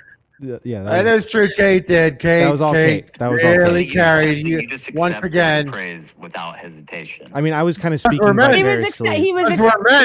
He was accepting it for our Okay. Yeah. Okay, that's okay. If you make that clarification, then all right. Then so I was repeating what Kate was saying, which was thank you. Okay. Next time, just say it from Kate. Gotcha. Yes, sir. So stupid. Just for the audience, see, they don't want to be like, "Oh, David's taking David's taking all the credit." There goes David again. Classic Dave. Yeah. I'm doing it for you. Yeah. What's the reason for this call? But yeah, what's up? What's up? So anyway, I think you guys were just saying Trisha's been nice to Gabbie recently, which I find interesting. And you just have to ask the question, like, what does she gain from being mean to Gabbie right now? What will she gain? Right. Nothing. Nothing. She would look crazy. She would open up that whole thing, and then people would be like, wait, why is she being mean to Gabbie? She won all this. But it's so easy for her to optics max. Is that a thing? Oh, definitely. for sure. Yeah. You can max anything. She's Trisha maxing. And just be like, oh, yeah, no, she this and that, and Gabbie's this, and she's the whatever, yada, yada. I don't know what she said about her, but... And then, like you guys were pointing out, but then it's like, oh, Trisha, she's so graceful. She's so... She's fully defeated her, but look at her standing in olive branch. She's grown so that much. whole exchange I watched you guys go through was pretty nasty business. Pretty wild, right? It's insane. And I feel bad for Gabbie because, like you guys pointed out, I think if she was just a little more put together and prepared, she could have adequately defended herself. But I think she was in a real vulnerable place. Yeah. And she allowed herself to get, dominated by Trisha. And it wasn't even like Trisha was really like high level maneuvering, but I think she was just in a place where she was really easy to be taken advantage of. Yeah. And to get thrown around like that. And you kind of pointed out like Trisha does that stuff tried that stuff with, or Kate pointed that out on Frenemies, and it's just a different mindset, to roll with those kinds of swings, with those kinds of punches. That Gabbie just wasn't in that place to do it. And I think ultimately Gabbie came out of this looking really bad, but in retrospect, she had a point. It does seem like she got mega gaslit. And I think Harley actually made a good point. I don't say that like Harley made a good point for once. I didn't mean it like that. He actually did. I took it. It Finally. Harley made a good point. He was kidding, but he goes, people didn't talk about gaslighting then, so they didn't know how to say it. And I know that sounds silly, but kind of true. Yeah. Yeah, they didn't have the words for it. Also, and I think worth pointing out, Gabbie is Jewish. And, again, I do say this a lot. So, again, I've said this joke a lot, but it is a good joke, so I'll repeat it. Why gaslight a Jew? Haven't we been gassed enough? True. Hey. Also, wait. How do we know she's Jewish? Is this true? Is it true that she's Jewish? Because she gassed a Jew. Harley said, how do we know she's Jewish? Is this true? Gabbie's Jewish. What are you talking about, Harley? She's Christian You're now. The guy that screams Jew. She's Christian. I know, but how do we know now? Though she reads she's got her Bible and shit. She reads the Bible. Jesus. All right, so maybe they should have another convo. What the fuck? I don't know if you Is guys she knew- I don't know actually if you guys Jewish? knew this, but the gas chambers had wood doors, so just do the math on that. Yeah. Okay. Oh, Just saying. There's no way. Are we gonna have a Holocaust special? Apparently, Can't make that many Harley cookies. said, are we gonna have a Holocaust special? special? there's nothing special about the Holocaust. That's what they would say. Is anyone doing Holocaust denial on Friday for their PowerPoint? I don't think so. Ask him that. That's what Ask him Trisha that. would say, Is, probably. Kate said, is anyone doing Holocaust denial as their conspiracy on Friday? Oh, that's pretty heavy, man. You want to do that one, Kate? No. No, she said no. She screamed no. You want to do some baked cookie analogy? And Yeah, exactly. Bake in the oven and all this kind of stuff. Yeah. Yeah. Okay. By the way, we're gonna fix this whole call-in thing so everyone can hear each other. Yeah, going hear each forward. other. Yeah. Yeah, Dan said he has a solution to that. Yeah, so I don't have to just hold my phone on speaker up to the, and then I have to relay all the messages. We're gonna fix that. I can't hear them. Are they saying something right now? No, we're good. Not right now. Not. Is anyone smiling, or what's their facial? Everyone's listening and laughing. Yeah, everyone's listening and laughing. They're laughing. Yeah. Okay. Is one laughing So more than the funny, other? boss. So so funny, boss. They're saying you're so funny, boss. Who said that first? Kate said that. Okay. And did Harley smile, or did I was you look laughing like too hard. I was sarcastic? laughing too hard. He couldn't talk. He was laughing too so hard he talk. couldn't even talk. That's not true. I would hear it. No, you can't. It's in my head. It's in my earphones. You can't hear it. It's in your head? Are you hearing voices, David? We'll find out in a second when it pops back up. Dude, we still have 7.8K. Are we back, guys? Are we so back? Are we back? We're waiting. Are we back? Are we back? Are we back? Back? Hold. Just waiting Hold for the back. catch up. Are we back? Hold. We're back. We're back. We're back. We're back. We're back. All right. Oh, and he's still on the phone. Tell him about 10K. Yeah. So right as the whole computer shut down, we were talking about that we hit 10K live viewers during this. We lost about 1,500 of them because the screen went black for 5 minutes. Coward! Yeah. Should we wait? Let's sit here quietly until they all come back. Yeah, we'll just wait. Okay. Shh, dead air. But just to jump right back in, Yeah. the question I want to extend to you guys is, should we Go big, extend? David. Should we extend the invitation to Gabbie Hanna? I mean, I can't hear Kate. You have to. She's thinking. Actually, here's what I'm gonna do. I'm gonna hang up and then I'll watch the show and you guys discuss. Okay. Okay. I do think that Let's do a poll. we can have an amicable. She's saying, should we do a poll? We should. A good, productive conversation. I think so too. I think so. I think we can. Yeah, You know what I mean? I agree. Yeah. But, I agree with that. But I don't even know if she wants to. Obviously, that's just. But anywho, I'm a firm believer of. It's true that when I was doing frenemies, we did talk about her, and Trisha certainly had a lot to say about her. And so if I do roast, or if I criticize or host criticism of somebody on the show, I do think people have a right to defend themselves. Yeah, Right. yeah. Right. Yeah. But I mean, They want a poll. The people want a poll. obviously there's other considerations. So I don't know. What do you guys think? The chat wants a poll. By the way, we're back to 10K live viewers. Woo! Oh God. Thank God. We're good. But, I'm gonna hang up and watch now. All right. Have a Okay. great discussion, Okay. folks. Thank you. Thank you. All right, All bye. right, Papa bye-bye. bless. Thank you. Yeah. By So the how way, do I we? just want to say I'm very Dan coded in this situation. Okay. What does that mean? Don't need the poll.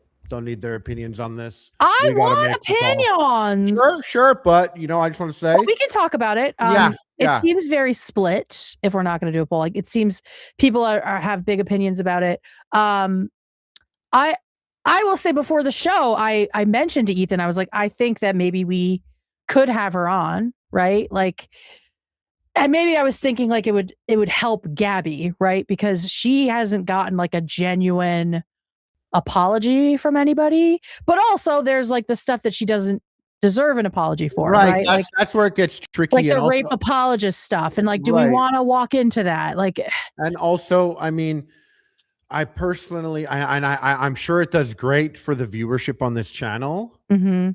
I don't have infinity patience to fucking talk about Trish. Yeah. It's talking about a cartoon character extensively that Mhm. doesn't even need that much discussion because it's a two-dimensional character. Yeah. Very entertaining on Saturday morning, and it does Right. all these And things, then it's- you get you know what I mean? But Yeah. really breaking it down extensively is taxing because I feel dumber when I talk about this person. I Yeah. feel like I'm a stupider man now than I was when I woke up this morning. Valid. Me too. Yeah. No, I get it. I totally get it. And I do think that the energy that Gabbie brings and like she just kind of is chaotic about it. It would have to be like a very like laid out thing. Someone mentioned like maybe it should be pre-recorded. I don't know.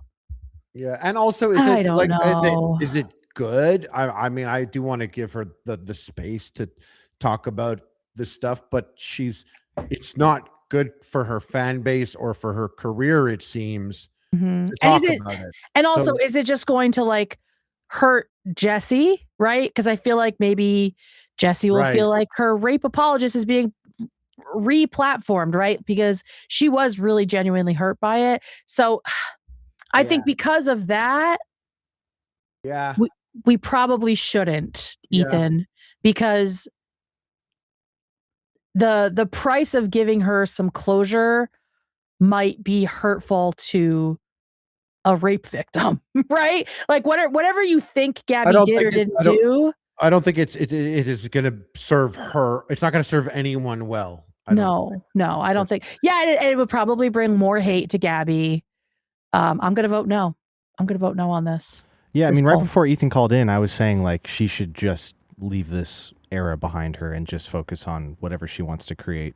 Having a podcast with her husband, maybe they can talk about Bible verses or I don't know, something. Just something that's not reigniting all of this. And I mean, I think whether or not she comes on the show, she will, if she wants to, she can talk about this more. Yeah. But I just don't think it's good for anyone and mainly herself if she continues this cycle of talking about drama and all this that happened years ago. Just right, because she still seems to be in that place. It doesn't seem like she can talk about it from a detached place, and she still has. I mean, she's saying like apologize to Jessi for what? So she's still not like even acknowledging that. So I don't think that she's in a place for it. I don't. Now that we've walked through all of this, I don't think it. Yeah, you're right. It wouldn't be good for her or Jessi or anybody. Yeah, it would probably only be good for Trish. At the end of the day. Yeah. Right. And I mean, I feel like she hasn't tried being on the internet without talking about this. So like, just try it and see if your comments stop talking about this. But it feels like every single time it's brought up. I mean, even you were showing the podcast of the newest podcast of her with her husband, the likes and dislikes were very polarizing. It's like, just talk about something else. Talk about your life. Talk about what you're doing with your husband. Like stuff that brings you joy and have fun. But she knows that this juices, you know? Right. She knows that this is going to get views, whether it's good or bad. And it's, you know. Yeah. Do whatever you want. But I just think if you want to fulfill your life better and, you know, be better mentally, just stop talking about this. Just get off the internet. KJB. The KGB? No, KJB. King James Bible. Oh, the KJB. Oh, yeah. KJB, King James Bible. Yeah. I mean, there's a great. We'll talk about the KGB. Yeah. We'll leave it to us. Leave it to us. Next Tuesday, tune in.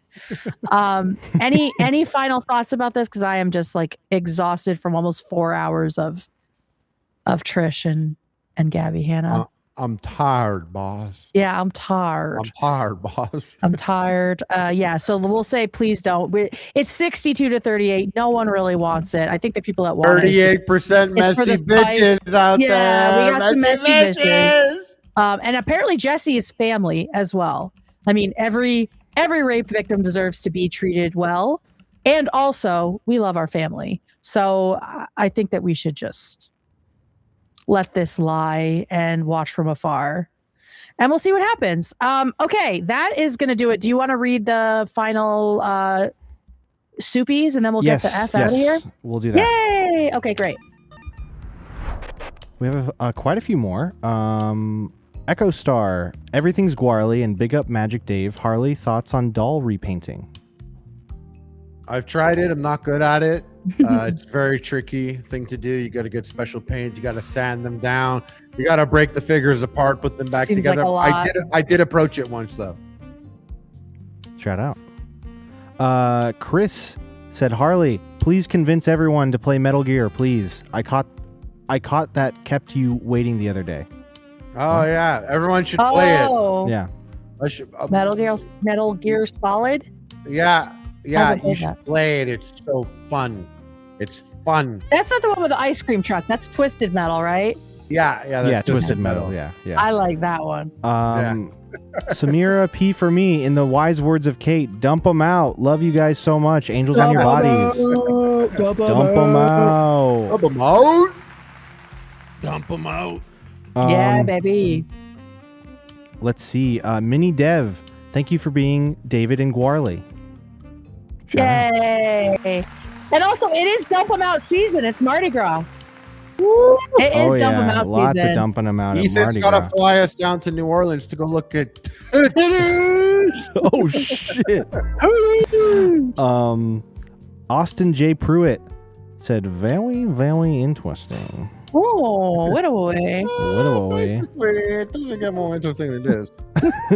OX Michelle XO sent 20 podcast gift memberships. Thank you so much. Thank you. Thank you so much. Rebecca Kennedy, shout out to the crocheters. I make blankets constantly. Shout out to the Nova Scotians in chat. Tried to follow Harley on Insta the other day, but typed in Harvey Weinstein by accident. Sorry about that. Happens. It happens. Yeah. Harley, someone wants to know if you're drunk in chat. If I'm drunk? They just said, is Harley drunk? Just have alcohol in my gamer sucks. You got 4 Loco in there instead of He didn't say no, guys. Sorry, keep going. Yeah. JD Nielsen, I'm a progressive Christian who is on antidepressants, and a hardcore Christian friend of mine said I don't need to be on them. God can fix me. Please, girl. No. Don't listen to them. Take your medication, please. Please do. Crystal Collins, H3 has been my safe place for years, literally my anxiety easer, and I am so grateful for this show. I love you guys so much, and thank you for continuing to ease my anxiety through humor. Thank you. Shout out. Thank you for watching. Thank you so much. All right, just a few more. Marina Swasey. Hey, just wanted to say I've been an H3 fan for a long time. I have to say the dynamic between Harley, Kate, and David is so good, and this is one of my new favorite shows. Make Morgan a recurring guest for an 11 out of 10. Yay, Morgan! We loved having her. I told her to come back anytime. Also, oh yeah, go for it. I was just saying, I loved having Morgan. I loved having Tamara. I loved having Love. Yeah. Would love come. Love to get AB's jiggly little ass in the seat here. I would love to get each and every one of them out there. Hell yeah. On this. I'm gonna capture. It's like Pokemon. We're gonna capture all of them. All of them, yeah. A couple just came in just right as we were doing this. Shortbird 98. Jessi said since this happened, she's not interested in talking about it, and she wants to be left alone. Gabbie needs to go away, to be honest. Okay, that's enough for me to say no, for sure. Yeah. Yep, you gave us money, so we're gonna listen to you. It's gotten much closer, the poll, but we gotta be the bigger person here and just not. Definitely. Yeah. Sarah Marie said, oh man, long Something in Welsh. Yeah, congratulations in Welsh on getting 10K, guys. So proud of you. Peace and love. Thank you. Thank you so much. We're very excited. Thank you all for tuning into us. That's all for now. Great. Okay, wonderful. Well, this was a very, I don't want to say fun. It was very interesting, right? Let's give it up for Dan. Retreading all of this and learning new things. Way to go, Dan. I love that. I love that clip. It's so good. Shut up, Dan. Or shut up, Tom. Shut up, Tom. You're a fucking moron. Ooh, interesting. We just got a little message. Okay. Anyway, thank you everyone for being here. I hope you had a good time. We will be back tomorrow with a normal episode. And then next Tuesday, we'll have another deep dive. So if you have a deep dive that you're interested in, put it in the comments section. Yes. Or on the Reddit, something like or that. Reddit, anywhere. Yes. I'm up in the Reddit looking for stuff. So thank you guys. Yeah, we will see you tomorrow. Thank have you, a great Kate. night. Huge show. Thank you. Bye, David. Bye, Harley. Bye. See you guys. Mm-mm-mm. Mm-mm.